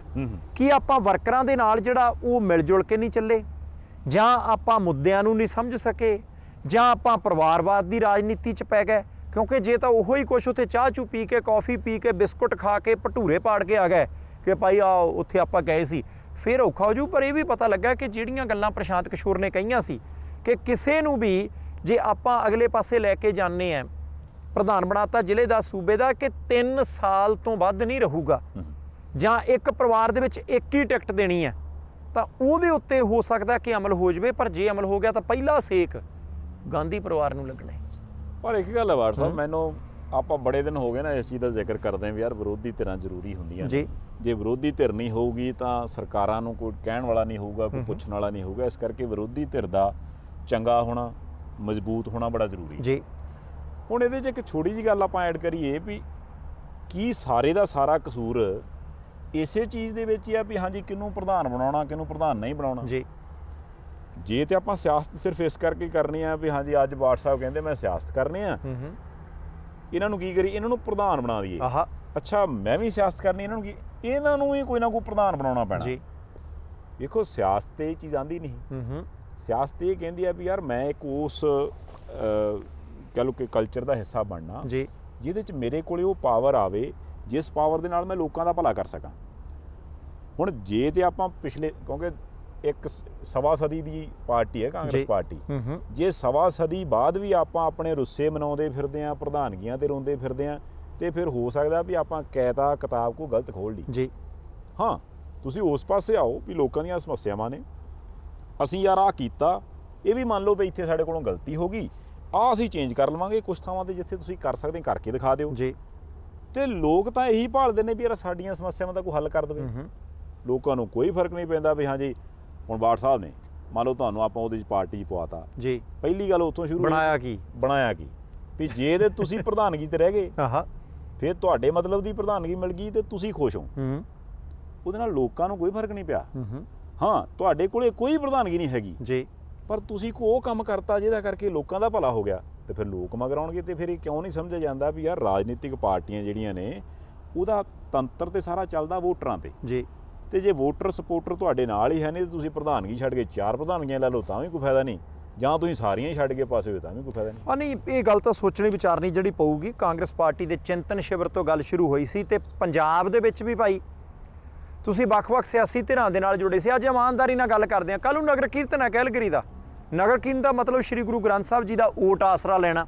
ਸ਼੍ਰੀ ਗੁਰੂ ਗ੍ਰੰਥ ਸਾਹਿਬ ਜੀ ਦਾ ਓਟ ਆਸਰਾ ਲੈਣਾ, ਤੇ ਇਹਦਾ ਮਤਲਬ ਹੈ ਕਿ ਗੱਲ ਫਿਰ ਸਿੱਧੀ ਸਾਫ਼ ਤੇ ਸਪਸ਼ਟ ਕਰਨੀ ਕਿ ਦੂਸਰੇ ਪਾਸੇ ਨੂੰ ਕੋਈ ਗਲਤ ਨਹੀਂ ਕਹਿਣਾ, ਆਪਣੀਆਂ ਕਮੀਆਂ 'ਚ ਸੁਧਾਰ ਕਰਨਾ। ਇਮਾਨਦਾਰੀ ਨਾਲ ਦੱਸਿਓ ਆਪੋ ਆਪਣੇ ਪਿੰਡਾਂ ਦੇ ਵਿੱਚ ਪੰਜਾਬ 'ਚ ਕਿੰਨੇ ਸਿਆਸੀ ਪਾਰਟੀਆਂ ਦੇ ਨਾਲ ਲੀਡਰ ਜੁੜੇ ਹੁੰਦੇ ਆ, ਕੋਈ ਬਲਾਕ ਪੱਧਰ ਦਾ, ਕੋਈ ਪਿੰਡ ਪੱਧਰ ਦਾ, ਕੋਈ ਜ਼ਿਲ੍ਹੇ ਪੱਧਰ ਦਾ, ਕੋਈ ਸੂਬੇ ਪੱਧਰ ਦਾ। ਅੱਖਾਂ ਮੀਟ ਕੇ ਸਪੋਰਟ ਤਾਂ ਨਹੀਂ ਕੀਤੀ ਕਿਸੇ ਦੀ, ਚਾਹੇ ਤੁਹਾਡੀ ਪਾਰਟੀ ਜਿੱਤੀ ਹੈ ਚਾਹੇ ਹਾਰੀ ਹੈ। ਮੁੱਦਿਆਂ ਤੇ ਆਧਾਰਿਤ ਗੱਲ ਕੀਤੀ, ਇਮਾਨਦਾਰੀ ਨਾਲ ਵੋਟਾਂ ਲੈਣ ਦੀ ਗੱਲ ਕੀਤੀ ਕਿ ਇਸੇ ਕਰਕੇ ਕਿ ਭਾਈ ਆਪਣੀ ਪਾਰਟੀ ਹੈ, ਆਪਾਂ ਆਪਣੀ ਪਾਰਟੀ ਦੇ ਮਗਰ ਹੀ ਜਾਣਾ ਹੈ। ਨਸ਼ੇ ਵੰਡੇ ਜਾਂਦੇ ਆ ਭਾਈ, ਵੀ ਕੁਛ ਕੀਤਾ ਜਾਂਦਾ, ਇੱਦਾਂ ਥੋੜ੍ਹੀ ਕੰਮ ਚੱਲਦਾ। ਇਲੈਕਸ਼ਨਾਂ ਮਹਿੰਗੀਆਂ ਹੋਈ ਜਾਂਦੀਆਂ, ਇੱਦਾਂ ਨਹੀਂ। ਜੇ ਤਾਂ ਇਮਾਨਦਾਰੀ ਦੇ ਨਾਲ ਘੱਟੋ ਘੱਟ ਅੱਗੋਂ ਤੋਂ ਚੰਗਾ ਉਮੀਦਵਾਰ ਹੋਵੇ, ਚੰਗੀ ਸਿਆਸੀ ਪਾਰਟੀ ਹੋਵੇ, ਉਹਦੇ ਕੋਲ ਇੱਕ ਪਲੇਟਫਾਰਮ ਹੋਵੇ, ਇੱਕ ਨੀਤੀ ਹੋਵੇ। ਸੰਧਾਲੀਆ ਸਾਹਿਬ ਕਮਾਲ ਦੀ ਗੱਲ ਤੁਹਾਨੂੰ ਦੱਸਾਂ, ਆਸਟ੍ਰੇਲੀਆ ਦੇ ਵਿੱਚ ਵੋਟਾਂ ਪੈਣ ਵਾਲੀਆਂ, ਪ੍ਰਧਾਨ ਮੰਤਰੀ ਬਣਨਾ ਹੀ ਉੱਥੇ 3 ਬਹਿਸਾਂ ਹੋਈਆਂ, ਡਿਬੇਟਸ ਪ੍ਰਧਾਨ ਮੰਤਰੀ ਕੈਂਡੀਡੇਟਸ ਦੀਆਂ। ਉਹ ਪਹਿਲੀ ਡਿਬੇਟ ਹੋਈ ਤਾਂ ਉੱਥੇ ਥੋੜ੍ਹਾ ਜਿਹਾ ਊਚ ਨੀਚ ਹੋਈ ਨਾ, ਇੱਕ ਦੂਜੇ ਦੇ ਉੱਤੇ ਥੋੜ੍ਹੇ ਦੋਸ਼ ਲਾਏ, ਬਹੁਤੇ ਜ਼ਿਆਦਾ ਨਹੀਂ।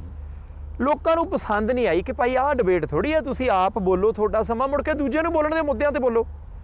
ਦੂਜੀ ਡਿਬੇਟ ਹੋਈ ਉਹਦੇ ਤੋਂ ਵਧੀਆ ਹੋਈ, ਇੱਕ ਬੋਲਦਾ ਸੀ ਫਿਰ ਦੂਸਰਾ ਲੀਡਰ ਬੋਲਦਾ ਸੀ। ਤੀਸਰੀ ਡਿਬੇਟ ਹੋਈ, ਕਮਾਲਾਂ ਹੋ ਗਈਆਂ। ਤੁਸੀਂ ਮੰਨ ਕੇ ਚੱਲੋ ਕਿ ਥੋੜ੍ਹੇ ਦਿਨਾਂ ਬਾਅਦ ਵੋਟਾਂ ਪੈਣੀਆਂ, ਲੋਕਾਂ ਨੇ ਆਸਟ੍ਰੇਲੀਆ ਦੇ ਨੇ ਵੋਟਾਂ ਪਾ ਕੇ ਸਾਬਤ ਕਰਨਾ ਕਿ ਭਾਈ ਅਸੀਂ ਇਸ ਬੰਦੇ ਨੂੰ ਪ੍ਰਧਾਨ ਮੰਤਰੀ ਦੇਖਣਾ ਚਾਹੁੰਦੇ ਹਾਂ, ਇਹਨਾਂ ਦੀ ਸਰਕਾਰ ਚਾਹੁੰਦੇ ਹਾਂ। ਤੇ ਉਸ ਡਿਬੇਟ ਦੇ ਵਿੱਚ ਜਿੰਨੇ ਕੈਂਡੀਡੇਟ ਜਿਹੜੇ ਪ੍ਰਧਾਨ ਮੰਤਰੀ ਦੇ ਅਹੁਦੇ ਦੇ ਉਮੀਦਵਾਰ ਸੀ, ਉਹ ਇੱਕ ਦੂਜੇ ਦੀ ਸਲੌਤਾ ਕਰਦੇ ਨਜ਼ਰ ਆਏ। ਯਾਰ ਆਹ ਗੱਲ ਤੇਰੀ ਠੀਕ ਹੈ, ਇਸ ਪੱਖੋਂ ਮੈਂ ਤੁਹਾਡੇ ਬਿਆਨ ਦੇ ਨਾਲ ਸਹਿਮਤ ਹਾਂ, ਜਾਂ ਇਸ ਪੱਖੋਂ ਮੈਂ ਤੁਹਾਡੇ ਨਾਲ ਸਹਿਮਤ ਨਹੀਂ। ਕਹਿੰਦੇ ਉਹ ਸਿਰਾ ਹੀ ਲੱਗ ਗਿਆ। ਇੰਨੀ ਵਧੀਆ ਡਿਬੇਟ ਹੋਈ, ਮੁੱਦਿਆਂ ਦੇ ਉੱਤੇ ਹੋਈ, ਕਿਰਤ ਕਾਨੂੰਨਾਂ ਦੇ ਮੁੱਦੇ ਤੇ ਹੋਈ, ਹੁਣ ਤੁਸੀਂ ਦੇਖੋ ਕਿ ਕੀ ਅਸੀਂ ਉਮੀਦ ਕਰ ਸਕਦੇ ਹਾਂ ਕਿ ਕਦੇ ਕਿਸੇ ਸਾਡੇ ਲੀਡਰ ਨੇ, ਭਾਵੇਂ ਉਹ ਪਿੰਡ ਪੱਧਰ ਦਾ, ਭਾਵੇਂ ਸੂਬੇ ਪੱਧਰ ਦਾ, ਭਾਵੇਂ ਦੇਸ਼ ਪੱਧਰ ਦਾ, ਕਦੇ ਕਿਸੇ ਸਾਡੇ ਲੀਡਰ ਨੇ ਦੂਸਰੀ ਪਾਰਟੀ ਦੇ ਕਿਸੇ ਲੀਡਰ ਨੂੰ ਕਿਹਾ ਯਾਰ ਇਹਨਾਂ ਦੀ ਇਹ ਗੱਲ ਚੰਗੀ ਆ, ਇਹ ਗੱਲ ਕੁਛ ਠੀਕ ਲੱਗਦੀ ਹੈ, ਆਹ ਗੱਲ ਵਜ਼ਨਦਾਰ ਹੈ? ਨਾ, ਉਹ ਮਾੜੇ ਹੀ ਆ, ਅਸੀਂ ਚੰਗੇ ਬਹੁਤ ਆ। ਜਿੰਨੀ ਦੇਰ ਉੱਦਾਂ ਦੀ ਸੋਚ ਮਨ 'ਚ ਨਹੀਂ ਆਉਂਦੀ ਉਹਦੇ ਦਾ ਸੂਤ ਨਹੀਂ ਆਉਣਾ। ਨਹੀਂ ਆ ਸਕਦਾ। ਸੋ ਕੁੱਲ ਮਿਲਾ ਕੇ ਤੇ ਦੇਖੋ ਜੀ, ਕਾਰਨ ਆ ਵੀ ਇਹ ਜੋ ਵੀ ਤੰਤਰ ਵਿਗੜਿਆ, ਇਹਨੂੰ ਵਿਗਾੜਨ ਵਾਲੇ ਵੀ ਅਸੀਂ ਹਾਂ ਜੀ, ਤੇ ਇਹਨੂੰ ਦਰੁਸਤ ਕਰਨ ਵਾਲੇ ਵੀ ਅਸੀਂ ਹਾਂ। ਹੁਣ ਜੇ ਇੱਧਰ ਆਪਾਂ ਆਣ ਕੇ ਦੇਖਦੇ ਹਾਂ, ਦੁਬਾਰਾ ਇਸ ਮੁਲਕ 'ਚ ਆ ਜਾਈਏ, ਕੈਲਗਰੀ ਸ਼ਹਿਰ ਦੀ ਆਪਾਂ ਗੱਲ ਕਰ ਲਈਏ। ਹੁਣ ਜੇ ਆਹ ਸਿਸਟਮ ਉਹਨਾਂ ਨੇ ਬਣਾਇਆ ਵੀ ਕਿੱਥੇ ਯਾਰ ਆਹ ਹੁਣ ਲੀਕਾਂ ਮਾਰ ਰੱਖੀਆਂ ਹੋਈਆਂ ਵੀ ਤੁਸੀਂ ਜੇ ਇੱਥੇ ਆਉਣਾ ਤਾਂ ਗੱਡੀ ਤੁਸੀਂ ਇੱਥੇ ਹੀ ਪਾਰਕ ਕਰਨੀ ਹੈ, ਇਹਦਾ ਮਤਲਬ ਇਹਦੇ ਵਿੱਚ ਹੀ ਪਾਰਕ ਕਰਨੀ ਹੈ। ਇੱਕ ਨਾ ਜੇ ਸਾਡੇ ਗਗਨਵੀਰ ਜੀ ਨਹੀਂ ਵਿਖਾ ਸਕਣ, ਆਹ ਦੇਖੋ ਹੁਣ ਪੀਲੀਆਂ ਲਾਈਨਾਂ ਵੀ ਜਿਹੜੀ ਕਾਰ ਆ ਵੀਰ ਜੀ ਇਹਦੇ ਵਿੱਚ ਆਉਣੀ ਚਾਹੀਦੀ ਹੈ। ਹੁਣ ਤੁਸੀਂ ਇਹ ਦੇਖੋ ਵੀ ਇੱਕ ਤੋਂ ਬਾਅਦ ਦੂਸਰੀ ਕਾਰ ਦੇ ਵਿੱਚ ਉਹੀ ਕੋਈ 2 ਫੁੱਟ ਦਾ ਫਰਕ ਹੋਊਗਾ ਜੀ। 2-2 ਫੁੱਟ ਦੇ ਫਾਸਲੇ ਨਾਲ ਅਗਲੇ ਨੇ ਲੈਂਡ ਸਿਰ ਕਾਰਾਂ ਲਾ ਲੀਆਂ, ਨਾ ਤਾਂ ਕਿਸੇ ਦਾ ਰਾਹ ਢੱਕਿਆ ਗਿਆ ਤੇ ਨਾ ਕਿਸੇ ਨੂੰ ਕੋਈ ਮੁਸ਼ਕਿਲ ਹੀ ਆਈ। ਤੇ ਆਪਾਂ ਉੱਥੇ ਕੀ ਕਰਦੇ ਆ, ਉਹ ਨਹੀਂ ਇੱਥੇ ਉਰੇ ਜੇ ਲਾ ਫਿਰ ਆਪਾਂ ਟਾਈਮ ਨਾਲ ਨਿਕਲਣਾ। ਉਹ ਜਿਹੜਾ ਬੰਦਾ ਮੇਰੇ ਕੋਲ ਟਾਈਮ ਨਾਲ ਨਿਕਲਣ ਵਾਲਾ ਹੁੰਦਾ, ਉਹ ਮੁੜ ਕੇ ਬਾਅਦ ਦੇ ਵਿੱਚ ਇਹੋ ਜਿਹਾ ਹੋ ਜਾਂਦਾ ਵੀ ਉਹਨੂੰ ਉਧਰ ਅਨਾਉਂਸਮੈਂਟ ਕਰਾਉਂਦੇ, ਉਹ ਯਾਰ ਭਾਜੀ ਇੱਥੇ ਇੱਕ ਗੱਡੀ ਲੱਗੀ, ਪਤਾ ਨਹੀਂ ਕਿਹਦੀ ਹੈ। ਉਹ ਬੰਦਾ ਆਪਣੀ ਕਾਰ ਉੱਥੇ ਚੇਤਾ ਭੁਲਾ ਕੇ ਤੇ ਹੋਰ ਗਿਆ ਹੁੰਦਾ। ਤੁਸੀਂ ਦੇਖੋ, ਚਾਹੇ ਵਿਆਹ ਹੋਵੇ, ਚਾਹੇ ਸੱਭਿਆਚਾਰਕ ਪ੍ਰੋਗਰਾਮ, ਟੂਰਨਾਮੈਂਟ ਹੋਵੇ, ਕੋਈ ਧਾਰਮਿਕ ਸਮਾਗਮ, ਉੱਥੇ ਇੱਕ ਬੰਦਾ ਅਨਾਉਂਸਰ ਇਦਾਂ ਦਾ ਹੁੰਦਾ, ਉਹਨੇ ਇੱਕੋ ਕੰਮ, ਆਪਾਂ ਜੀ 2 ਮਿੰਟ ਦਿਓ, ਆਈਨੇ ਨੰਬਰ ਗੱਡੀ ਹੈ PB0 ਹੈ, ਅਸੀਂ ਉਹ ਬੇਨਤੀ ਕਰਦੇ ਹਾਂ ਉਹਨਾਂ ਨੂੰ ਕਿ ਉਹ ਗੱਡੀ ਥੋੜੀ ਜਿਹੀ ਆਪਣੀ ਪਾਸੇ ਕਰ ਲੈਣ, ਕਿਉਂਕਿ ਉਹਨਾਂ ਦੇ ਕਰਕੇ ਬਹੁਤ ਸਾਰੀਆਂ ਗੱਡੀਆਂ ਰੁਕੀਆਂ, ਬਹੁਤ ਸਾਰੇ ਸੱਜਣਾ ਨਹੀਂ ਜਾਣਾ, ਉਹਦੇ ਕਰਕੇ ਟ੍ਰੈਫਿਕ ਦੇ ਵਿੱਚ ਬਹੁਤ ਸਾਰੀ ਸਮੱਸਿਆ। ਜੇ ਤੁਸੀਂ ਇੱਦਾਂ ਨਾ ਕੀਤੀ ਫੇਰ ਨਾ ਕਿ ਉਹ ਸਾਨੂੰ ਫਲਾਣੇ ਨੂੰ ਦੱਸਣਾ ਪੈ ਜਾਊਗਾ। ਜਾਣੀ ਅੱਜ ਤੱਕ ਜੇ ਸਾਨੂੰ ਗੱਡੀ, ਸਕੂਟਰ, ਕਾਰ, ਮੋਟਰਸਾਈਕਲ, ਸਾਈਕਲ ਹੀ ਨਹੀਂ ਖੜਾ ਕਰਨਾ ਆਇਆ, ਦੇਸ਼ ਕਿੱਦਾਂ ਖੜਾ ਕਰਨਾ ਭਾ ਮੇਰਿਆ। ਆਹ ਸਾਈਕਲ ਦੀ ਗੱਲ ਤੁਸੀਂ ਕੀਤੀ ਤੇ ਆਪਾਂ ਉਹ ਸਾਹਮਣੇ ਵਿਖਾ ਹੀ ਦਈਏ ਚੀਜ਼ ਵੀ। ਆ ਜਾਓ, ਪਹਿਲੀ ਗੱਲ ਤੇ ਆਪਾਂ ਆਹ ਦਿਖਾਈ ਆ ਬੋਰਡ, ਆਹ ਦੇਖੋ ਜੀ, ਆਹ ਬੋਰਡ ਆ। ਇਸ ਬੋਰਡ ਦੇ ਉੱਪਰ ਅਗਲਿਆਂ ਨੇ ਲਾਲ ਨਿਸ਼ਾਨ 'ਚ ਲੀਕ ਮਾਰੀ, ਨਾਲ ਲਿਖਿਆ ਡੂ ਨਾਟ ਐਂਟਰ। ਇਹਦਾ ਮਤਲਬ ਇਹ ਹੋ ਗਿਆ ਵੀ ਤੁਸੀਂ ਆਹ ਜਿਹੜੀ ਸੜਕ ਹੈ, ਗੱਡੀ ਉਧਰੋਂ ਆ ਤਾਂ ਸਕਦੀ, ਇਧਰੋਂ ਜਾ ਨਹੀਂ ਸਕਦੀ। ਇੱਕ ਪਾਸਾ ਮਤਲਬ ਤੁਸੀਂ ਜਾਣਾ ਨਹੀਂ। ਇੱਧਰ ਦੀ ਭਰਾ, ਇੱਧਰ ਦੀ ਆ ਦੇਖਿਆ, ਕਾਨੂੰਨ ਭੰਗ ਕਰੀ ਜਾਂਦੇ। ਨਹੀਂ ਮੈਂ ਤਾਂ ਜਸਟ ਉਹ ਵਿਖਾਉਂਦਾ ਹੁੰਦਾ ਸੀ। ਫਿਰ ਆਹ ਮਾਰੀਏ ਚੀਜ਼ ਜੀ, ਆਹ ਹੋ ਗਈ ਆਪਣੀ ਜ਼ੈਬਰਾ ਕ੍ਰਾਸਿੰਗ। ਇਹਦਾ ਮਤਲਬ ਇਹ ਹੋ ਗਿਆ ਵੀ ਜੇ ਸੜਕ ਪਾਰ ਕਰਨੀ ਤੇ ਇਹਦੇ ਉੱਤੋਂ ਦੀ ਕਰ ਲੈਣੀ। ਸਿਸਟਮ ਹੋ ਗਿਆ। ਇੱਥੇ ਆਦਤ ਹੀ ਬਣ ਗਈ ਵੀ ਬਾਈ ਕਰਨਾ ਹੀ ਕਰਨਾ ਇਹ ਕੰਮ। ਹੁਣ ਆਪਾਂ ਗੱਲ ਕਰਦੇ ਸੀ ਵੀ ਕਾਰਾਂ ਦਾ ਦੂਰ ਦੀ ਗੱਲ, ਆ ਸਾਈਕਲ ਸਟੈਂਡ ਹੋ ਗਿਆ ਵੀ ਜੇ ਕੋਈ ਬੰਦਾ ਸਾਈਕਲ ਤੇ ਆਉਂਦਾ ਤੇ ਸਾਈਕਲ ਖੜਾ ਕਰਨ ਲਈ ਵੀ ਅੱਡਾ ਹੈਗਾ, ਵੀ ਇਹ ਨਹੀਂ ਵੀ ਉੱਥੇ ਰਾਹ 'ਚ ਹੀ ਲਾ ਦੇਣਾ ਵੀ ਯਾਰ ਮੈਂ ਤਾਂ ਸਾਈਕਲ ਤੇ ਆਇਆ, ਜਾਂ ਕਿਹਾ ਯਾਰ ਮੀਂਹ ਕਣੀ ਬੜਾ ਉੱਥੇ ਬੂਹੇ ਅੱਗੇ ਲਾ ਦਿੰਦੇ ਆ, ਮਤਲਬ ਉਹ ਕੰਮ ਨਹੀਂ। ਇੱਕ ਹੋਰ ਵੀ ਗੱਲ ਆ, ਇਹ ਹੁਣ ਲਾਏ ਇਸ ਕਰਕੇ ਨਹੀਂ ਹੈਗੇ ਕਿ ਭਾਈ ਇੱਥੇ ਇਹਦੇ ਵਿੱਚ ਹੀ ਲਾਉਣਾ, ਇਹਨੂੰ ਜਿੰਦਰਾ ਵੀ ਲਾਉਂਦੇ, ਇਹਦਾ ਮਤਲਬ ਇਹ ਨਹੀਂ ਕਿ ਇੱਥੇ ਚੋਰੀਆਂ ਨਹੀਂ ਹੁੰਦੀਆਂ। ਚੋਰੀਆਂ ਇੱਥੇ ਵੀ ਹੁੰਦੀਆਂ, ਸਾਈਕਲ ਇੱਥੇ ਵੀ ਨੁਕਸਾਨੇ ਜਾਂਦੇ ਆ। ਜਿਹਨੇ ਵੀ ਆਉਣਾ ਉਹਨੇ ਸਾਈਕਲ ਇੱਥੇ ਲਾਉਣਾ, ਨਾਲ ਆ ਕੇ ਆਪਣਾ ਜਿੰਦਰਾ ਲਾ ਕੇ ਤੇ ਚਲੇ ਜਾਣਾ, ਪਰ ਸਾਈਕਲ ਇੱਥੇ ਹੀ ਲੱਗ ਸਕਦਾ, ਸਾਈਕਲ ਫਿਰ ਹੋਰ ਕਿਤੇ ਨਹੀਂ ਲੱਗੂਗਾ। ਜਾਣੀ ਹੁਣ ਤੁਰਨ ਦੇ ਲਈ ਉਹਨਾਂ ਨੇ ਜੁਗਾੜ ਬਣਾਤਾ, ਕਾਰਾਂ ਖੜੀਆਂ ਕਰਨ ਦੇ ਲਈ ਜੁਗਾੜ ਬਣਾਤਾ, ਸਾਈਕਲ ਇੱਥੇ ਖੜੇ ਹੋਣਗੇ। ਪਰ ਸੰਧਾਲੀਆ ਸਾਹਿਬ ਇੱਕ ਗੱਲ ਹੈਗੀ ਆ, ਆਪਣੇ ਉੱਥੇ ਕੋਈ ਬੰਦਾ ਸਾਈਕਲ ਤੇ ਤੁਹਾਡੇ ਵਰਗਾ ਵੱਡਾ ਸਰਦਾਰ ਬੰਦਾ ਤੁਰਿਆ ਜਾਂਦਾ ਹੋਵੇ, ਮੇਰਾ ਉਹ ਸਰਦਾਰਾ ਤੂੰ ਵੀ ਸਾਈਕਲ ਤੇ ਇੱਥੇ ਜਿਹੜਾ ਬੰਦਾ ਸਾਈਕਲ ਤੇ ਚੰਗਾ, ਕਹਿੰਦੇ ਯਾਰ ਉਹ ਸਾਈਕਲ ਚਲਾਉਂਦਾ ਹੀ, ਉਹ ਸਾਈਕਲ ਤੇ ਵਧੀਆ, ਉਹਦੀ ਸਿਹਤ ਬੜੀ ਵਧੀਆ, ਉਹ ਅਜੇ ਵੀ ਸਾਈਕਲ ਦੇ ਉੱਤੇ ਆ। ਤੇ ਇਹ ਆਪਣੇ ਆਪ ਦੇ ਵਿੱਚ ਕਮਾਲ ਦੀ ਗੱਲ ਆ। ਇੱਥੇ ਖੜ ਕੇ ਦੇਖਦੇ ਮੇਰਾ ਭਰਾ ਇਦਾਂ। ਇਹ ਦੇਖੋ ਗੱਲ ਆ ਜੀ ਵੀ ਇਹ ਚੰਗੀ ਗੱਲ ਇਸ ਕਰਕੇ ਲੱਗਦੀ ਆ ਵੀ ਕਿਉਂਕਿ ਉਹਨੂੰ ਪਤਾ ਵੀ ਜੇ ਮੈਂ ਮੰਨ ਲਓ ਕਿਤੇ ਦੂਰ ਜਾਣਾ ਜੀ ਤੇ ਬੱਸ ਦੇ ਅੱਗੇ ਵੀ ਸ਼ਿਕੰਜਾ ਲੱਗਾ, ਮੈਂ ਚੋਕੇ ਬੱਸ ਦੇ ਅੱਗੇ ਸਾਈਕਲ ਰੱਖ ਲੈਣਾ ਤੇ ਮੈਨੂੰ ਨੇ ਕਹਿਣਾ ਨਹੀਂ ਉਹ ਟਿਕਟ ਵੱਧ ਲੱਗਣੀ ਇਹਦੀ। ਮੈਂ ਸੋਚਦਾ ਸੀ ਭਾ ਆਪਾਂ ਸਾਈਕਲ ਟਰਾਂਸਪੋਰਟ ਨਾ ਪਾ ਲਈਏ, 2-4 ਸਾਈਕਲ ਪਾਈਏ ਤਾਂ ਮਗਰ ਲਿਖਾ ਲਈਏ ਗੁਰਪ੍ਰੀਤ ਸੰਧਾਲੀਆ ਪਗਰ ਟਰਾਂਸਪੋਰਟਰ ਲਿਖਾ ਦੇਣਾ ਆਪਾਂ। ਆਹ ਤਾਂ ਹੁਣ ਜਮਾਂ ਬੇਇੱਜ਼ਤੀ ਕਰਾਉਣ ਵਾਲੀ ਗੱਲ ਕਰਤੀ ਨਾ ਬੰਦੇ ਨੇ। ਕੀ ਹੋ ਗਿਆ? ਉਹਨਾਂ ਜਦੋਂ ਤੇ ਪੰਜਾਬ ਸੀ ਉਦੋਂ ਬੱਸਾਂ ਪਾਉਂਦੇ ਫਿਰਦੇ ਸੀ ਤੇ ਕੈਨੇਡਾ ਆ ਕੇ ਸਾਈਕਲਾਂ ਤੇ ਆ ਗਏ। ਆਪਾਂ এনवायरमेंटਲ ਫ੍ਰੈਂਡਲੀ ਬਣ ਜਾਣਾ, ਆਪਣੇ ਕੋਲ ਤਰਕ ਹੈਗਾ ਕਿ ਅਸੀਂ ਵਾਤਾਵਰਣ ਨੁਕਸਾਨ ਨਹੀਂ ਪਹੁੰਚਾਉਣਾ ਚਾਹੁੰਦੇ। ਬੱਸ ਧੂਆਂ ਮਾਰਦੀ ਹੈ, ਸੂਮੋ ਧੂਆਂ ਮਾਰਦੀ ਹੈ, ਕੱਟੀ ਪੱਠੇ ਖਾਂਦੀ ਹੈ, ਆਪਾਂ ਹੁਣ ਸਾਈਕਲਾਂ ਵਾਲੇ ਸਰਦਾਰ ਵੱਜਣੇ। ਇਹ ਵੀ ਗੱਲ ਹੋ ਸਕਦੀ। ਚਲੋ ਵੈਸੇ ਤਾਂ ਅੱਜ ਕੱਲ੍ਹ ਹਰ ਚੀਜ਼ ਜਿਹੜੀ ਆ ਉਹ ਬੜੀ ਇਕੋ ਫਰੈਂਡਲੀ ਹੁੰਦੀ ਜਾ ਰਹੀ ਆ। ਆਪਾਂ ਇਸ ਚੀਜ਼ ਨੂੰ ਵੀ ਰੋਂਦੇ ਹਾਂ ਵੀ ਯਾਰ ਜਿੱਥੇ ਗਰਮੀ ਨਹੀਂ ਹੁੰਦੀ ਸੀ ਉੱਥੇ ਗਰਮੀ ਹੋਣ ਲੱਗ ਪਈ, ਜਿੱਥੇ ਅੱਗੇ ਮੀਂਹ ਨਹੀਂ ਸੀ ਪੈਂਦਾ ਉੱਥੇ ਮੀਂਹ ਪੈਣ ਲੱਗ ਗਿਆ, ਜਿੱਥੇ ਬਰਫ਼ ਨਹੀਂ ਪੈਂਦੀ ਸੀ ਉੱਥੇ ਬਰਫ਼ ਪੈਣ ਲੱਗ ਪਈ, ਜਿਹੜੇ ਮਹੀਨੇ 'ਚ ਗਰਮੀ ਨਹੀਂ ਸੀ ਪੈਂਦੀ ਉਦੋਂ ਗਰਮੀ ਪੈਣ ਲੱਗ ਪਈ, ਜਿਹੜੇ ਮਹੀਨੇ ਬਰਫ਼ ਨਹੀਂ ਪੈਂਦੀ ਸੀ ਉਦੋਂ ਬਰਫ਼ ਪੈਣ ਲੱਗ ਪਈ। ਇਹ ਸਾਰਾ ਕੁਝ ਜੋ ਕੁਝ ਵੀ ਚੇਂਜ ਹੋਇਆ, ਤਬਦੀਲੀ ਆਈ ਆ, ਇਹਦੇ 'ਚ ਕਿਤੇ ਨਾ ਕਿਤੇ ਆਪਣੇ ਸਾਰਿਆਂ ਦਾ ਹੱਥ ਹੈਗਾ, ਕੋਈ ਇਹ 'ਚੋਂ ਬਖਸ਼ਿਆ ਨਹੀਂ ਜਾ ਸਕਦਾ। ਨਹੀਂ ਬਖਸ਼ਿਆ ਜਾ ਸਕਦਾ। ਤੇ ਸੰਧਾਲੀਆ ਸਾਹਿਬ ਇੱਕ ਵਾਰੀ ਫੇਰ ਦੱਸ ਦਈਏ ਕਿ ਅੱਜ ਅਸੀਂ ਕੈਨੇਡਾ ਦੇ ਬਹੁਤ ਵਿਲੱਖਣ ਜਿਹਾ ਸੂਬੇ ਅਲਬਰਟਾ ਦੇ ਵਿੱਚ ਆ, ਜਿੱਥੇ ਤੇਲ ਬੜਾ ਹੁੰਦਾ ਤੇ ਤੇਲ ਦੀ ਕੁਆਲਿਟੀ ਕਿੱਦਾਂ ਦੀ ਆ ਇੱਕ ਵੱਖਰਾ ਮਸਲਾ। ਤੇ ਉਸ ਅਲਬਰਟਾ ਦੇ ਅਸੀਂ ਕੈਲਗਰੀ ਸ਼ਹਿਰ ਦੇ ਵਿੱਚ ਆ, ਜਿੱਥੇ ਪੰਜਾਬੀਆਂ ਦੀ ਵਸੋਂ ਕਾਫੀ ਆ। ਨਾਰਥ ਈਸਟ ਦੇ ਵਿੱਚ ਪ੍ਰਾਈਮ ਏਸ਼ੀਆ ਟੀਵੀ ਦਾ ਸਟੂਡੀਓ ਆ ਤੇ ਉਹ ਪਿੱਛੇ ਪਾਸੇ ਜਿਹੜਾ ਉਹ ਸਟੂਡੀਓ ਤੇ ਅਸੀਂ ਕਿਉਂਕਿ ਕੈਲਗਰੀ ਦੇ ਨਗਰ ਕੀਰਤਨ ਦੇ ਵਿੱਚ ਜਿਹੜਾ ਆਉਣਾ ਸੀ ਸੰਗਤ ਦੇ ਰੂਪ ਦੇ ਵਿੱਚ ਕੱਲ ਨੂੰ ਕਵਰ ਵੀ ਕਰਨਾ ਤੇ ਸੋਚਿਆ ਕਿ ਭਾਈ ਮਾੜਾ ਮੋਟਾ ਘੁੰਮ ਫਿਰ ਕੇ ਦਿਖਾ ਦਈਏ। ਅੰਤਰਰਾਸ਼ਟਰੀ ਸਟੂਡੈਂਟ ਬੜੇ ਹੁਣ ਆਪਣੇ ਬਹੁਤ ਸਾਰੇ ਬੱਚੇ ਇੱਥੇ ਆਉਂਦੇ ਆ, ਮਾੜਾ ਜਿਹਾ ਪੱਕੇ ਹੋਣਾ ਇੱਥੇ ਸੁਖਾਲਾ ਹੈ। ਕਾਗਜ਼ ਇੱਥੇ ਥੋੜ੍ਹੇ ਜਿਹਾ ਛੇਤੀ ਬਣ ਜਾਂਦੇ ਆ, ਕੋਈ ਬਹੁਤਾ ਜ਼ਿਆਦਾ ਨੰਬਰਾਂ ਦਾ ਪੁਆਇੰਟਾਂ ਦਾ ਰੌਲਾ ਜਿਹਾ ਨਹੀਂ ਪੈਂਦਾ। ਸੰਧਾਲੀਆ ਸਾਹਿਬ ਇੱਕ ਕਈ ਸੂਬੇ ਨੇ, ਬ੍ਰਿਟਿਸ਼ ਕੋਲੰਬੀਆ ਆ, ਓਨਟਾਰੀਓ ਆ, ਉੱਥੇ ਉੱਪਰੋਂ ਐਂ ਕਰਕੇ ਨਾ ਜਿੱਦਾਂ ਕਾੜਨੀ ਤੇ ਮਲਾਈ ਆਈ ਹੁੰਦੀ, ਉਹ ਮਲਾਈ ਚੱਕਦੇ ਉੱਪਰਲੇ ਪਾਸਿਓਂ। ਤੇ ਇੱਥੇ ਉਹ ਕਹਿੰਦੇ ਜੀ ਸਾਨੂੰ ਬੰਦਿਆਂ ਦੀ ਲੋੜ ਹੈ, ਸਾਨੂੰ ਮਿਹਨਤੀ ਲੋਕਾਂ ਦੀ ਲੋੜ ਹੈ, ਕਾਨੂੰਨ ਭੰਗ ਕਰੋ ਨਾ, ਪੜ੍ਹਾਈ ਪੂਰੀ ਕਰੋ, ਮੁੜ ਕੇ ਕੰਮ ਘਰ ਲੱਭੋ ਤੇ ਆਪਾਂ ਸਾਰੀ ਕਾੜਨੀ ਚੱਕ ਲੈਣੀ ਹੈ। ਪਤਾ ਨਹੀਂ ਕਿਉਂ ਹੋ ਸਕਦਾ ਮੈਂ ਗਲਤ ਹੋਵਾਂ, ਕਿਉਂਕਿ ਮੈਂ ਕਿਹੜਾ ਵੀ ਇੱਥੇ ਬਹੁਤ ਪੁਰਾਣਾ ਆ, ਪਰ ਜਿੰਨਾ ਕੁ ਮੈਂ ਐਨਾਲਿਸਿਸ ਕਰਦਾ ਜੀ ਮੈਨੂੰ ਇਹ ਲੱਗਦਾ ਹੁੰਦਾ ਵੀ ਜਿਸ ਹਿਸਾਬ ਨਾਲ ਹੁਣ ਇਹ ਧਰਤੀ ਦੇ ਉੱਪਰ ਘਰ ਸਸਤੇ ਆ ਜੀ, ਰਹਿਣ ਸਹਿਣ ਜਿਹੜਾ ਉਹ ਬੜਾ ਆਮ ਸਾਦਾ, ਉਦੋਂ ਬਾਅਦ ਪੱਕੇ ਹੋਣਾ ਵੀ ਸੌਖਾ ਜੀ। ਇਹ ਨਾ ਹੋਵੇ ਵੀ ਅੱਜ ਇਹਨਾਂ ਦੀ ਇਸ ਪਾਲਿਸੀ ਦਾ ਕਰਕੇ ਉਹ ਲੋਕ ਜਿਹੜੇ ਕਿ ਇੱਥੇ ਆਉਣਾ ਚਾਹੁੰਦੇ ਨੇ ਉਹ ਹਰੇਕ ਵਸੋਂ ਇੱਥੇ ਆਉਣ ਲੱਗ ਪਏ ਤੇ ਬਾਅਦ ਦੇ ਵਿੱਚ ਦੂਸਰੇ ਹੱਥਾਂ ਨੂੰ ਦੰਦੀਆਂ ਵੱਢਦੇ ਫਿਰਨ ਵੀ ਯਾਰ ਪਤਾ ਨਹੀਂ ਚੱਕਰ ਕੀ ਬਣਿਆ, ਸਾਰਾ ਕੁਝ ਉੱਥੇ ਹੀ ਚਲਾ ਗਿਆ। ਉਹ ਜਾਊਗਾ ਤਾਂ ਵੀ ਜਿਹੜਾ ਬੰਦਾ ਅਗਲਾ ਵੈਲਕਮ ਕਹਿੰਦਾ ਜੀ। ਹੁਣ ਇਹ ਵੈਸੇ ਤਾਂ ਚਲੋ ਜਿਹੜਾ ਬੰਦਾ ਕੈਨੇਡਾ 'ਚ ਸੁਣਦਾ ਗਿਣਦਾ ਉਹਨੂੰ ਤਾਂ ਪਤਾ ਹੀ ਹੈ ਜੀ। ਬਾਹਰਲਿਆਂ ਦੀ ਦੱਸ ਦਿੰਦੇ ਆ ਵੀ ਜਿਹੜਾ ਜਿੱਥੇ ਅਸੀਂ ਰਹਿੰਦੇ ਹਾਂ ਮੋਸਟਲੀ ਸਰੀ ਵੈਨਕੂਵਰ ਵਾਲੇ ਪਾਸੇ, ਉੱਥੇ ਤੇ ਇਹ ਹੁੰਦਾ ਵੀ ਜੇ ਤਾਂ ਤੁਸੀਂ ਘਰ ਨੂੰ ਹੱਥ ਵੀ ਲਾ ਲਿਆ ਜੀ, ਉਹਨਾਂ ਵੀਰ ਇੰਨੇ ਦਾ ਹੀ ਹਾਂ, ਤੇ ਜੇ ਆਪਾਂ ਨਹੀਂ ਘਰ ਨੂੰ ਹੱਥ ਨਹੀਂ ਲੱਗਦਾ ਉੱਥੇ, ਹੱਥ ਨਹੀਂ ਲੱਗਦਾ ਉੱਥੇ, ਹੱਥ ਲਾ ਲਿਆ ਤਾਂ ਬਹੁਤ ਦੂਰ। ਅਗਲਾ ਤਾਂ ਕਹਿੰਦਾ ਨਾ ਵੀ ਵੀਰ ਤੇਰੀ ਪਹੁੰਚਿਆ ਨਹੀਂ। ਵੀ ਹੁਣ ਮੋਟਾ ਜਿਹਾ ਆਪਾਂ ਮੰਨ ਕੇ ਚੱਲੀਏ ਵੀ 1 ਮਿਲੀਅਨ ਜਿਹਨੂੰ 10 ਲੱਖ ਨੂੰ ਕਹਿੰਦੇ, 10 ਡਾਲਰ 10 ਲੱਖ ਡਾਲਰ, ਹਾਂ 10 ਲੱਖ ਡਾਲਰ ਦਾ ਕਰ ਆਉਂਦਾ ਹੀ ਨਹੀਂ, ਆਉਂਦਾ ਨਹੀਂ। ਕਿਤੇ ਕੋਈ ਲੱਭ ਜੂਗਾ, ਕਿਤੇ ਕੋਈ ਕਰਮ ਵਾਲਾ, ਕੋਈ 12 13 15 ਵਾਲੇ ਦਾ ਚਲੋ ਲੱਭ ਸਕਦੇ ਆ, ਬਾਕੀ ਉਹਨੂੰ ਤਾਂ ਦੀ ਗੇਮ। ਇੱਥੇ ਆਣ ਕੇ ਉਹ ਕਹਿੰਦੇ ਵੀ ਜੇ ਤੁਸੀਂ ਕੈਲਗਰੀ ਚ ਲੈਣਾ ਤਾਂ ਵੀ, ਜੇ ਕੈਲਗਰੀ ਤੋਂ ਥੋੜਾ ਜਿਹਾ ਬਾਹਰ ਚਲੇ ਜਾਣਾ ਜੀ ਤੇ ਹੋ ਸਕਦਾ ਵੀ 1.5 2 2.5 3 ਤਾਂ ਵੀ ਚਲਾ ਜਾਵੇ ਕੰਮ। ਹੁਣ ਤੁਸੀਂ ਦੇਖੋ ਵੀ 1.5 2 2.5 3 ਤੇ 12 13 ਮਤਲਬ ਟੋਟਲ ਵਿੱਚ 1 ਮਿਲੀਅਨ ਦਾ ਫਰਕ ਹੈ। 10 ਲੱਖ ਜਾਣੀ 10 ਲੱਖ ਡਾਲਰ ਦਾ ਫਰਕ ਹੈ। ਘਰ ਉਹੀ ਹੈ, ਕੈਨੇਡਾ ਉਹੀ ਹੈ, ਕੈਨੇਡਾ ਦਾ ਡਾਲਰ ਵੀ ਸੇਮ ਚੱਲਦਾ, ਸਿਸਟਮ ਵੀ ਸਾਰਾ ਸੇਮ ਚੱਲਦਾ।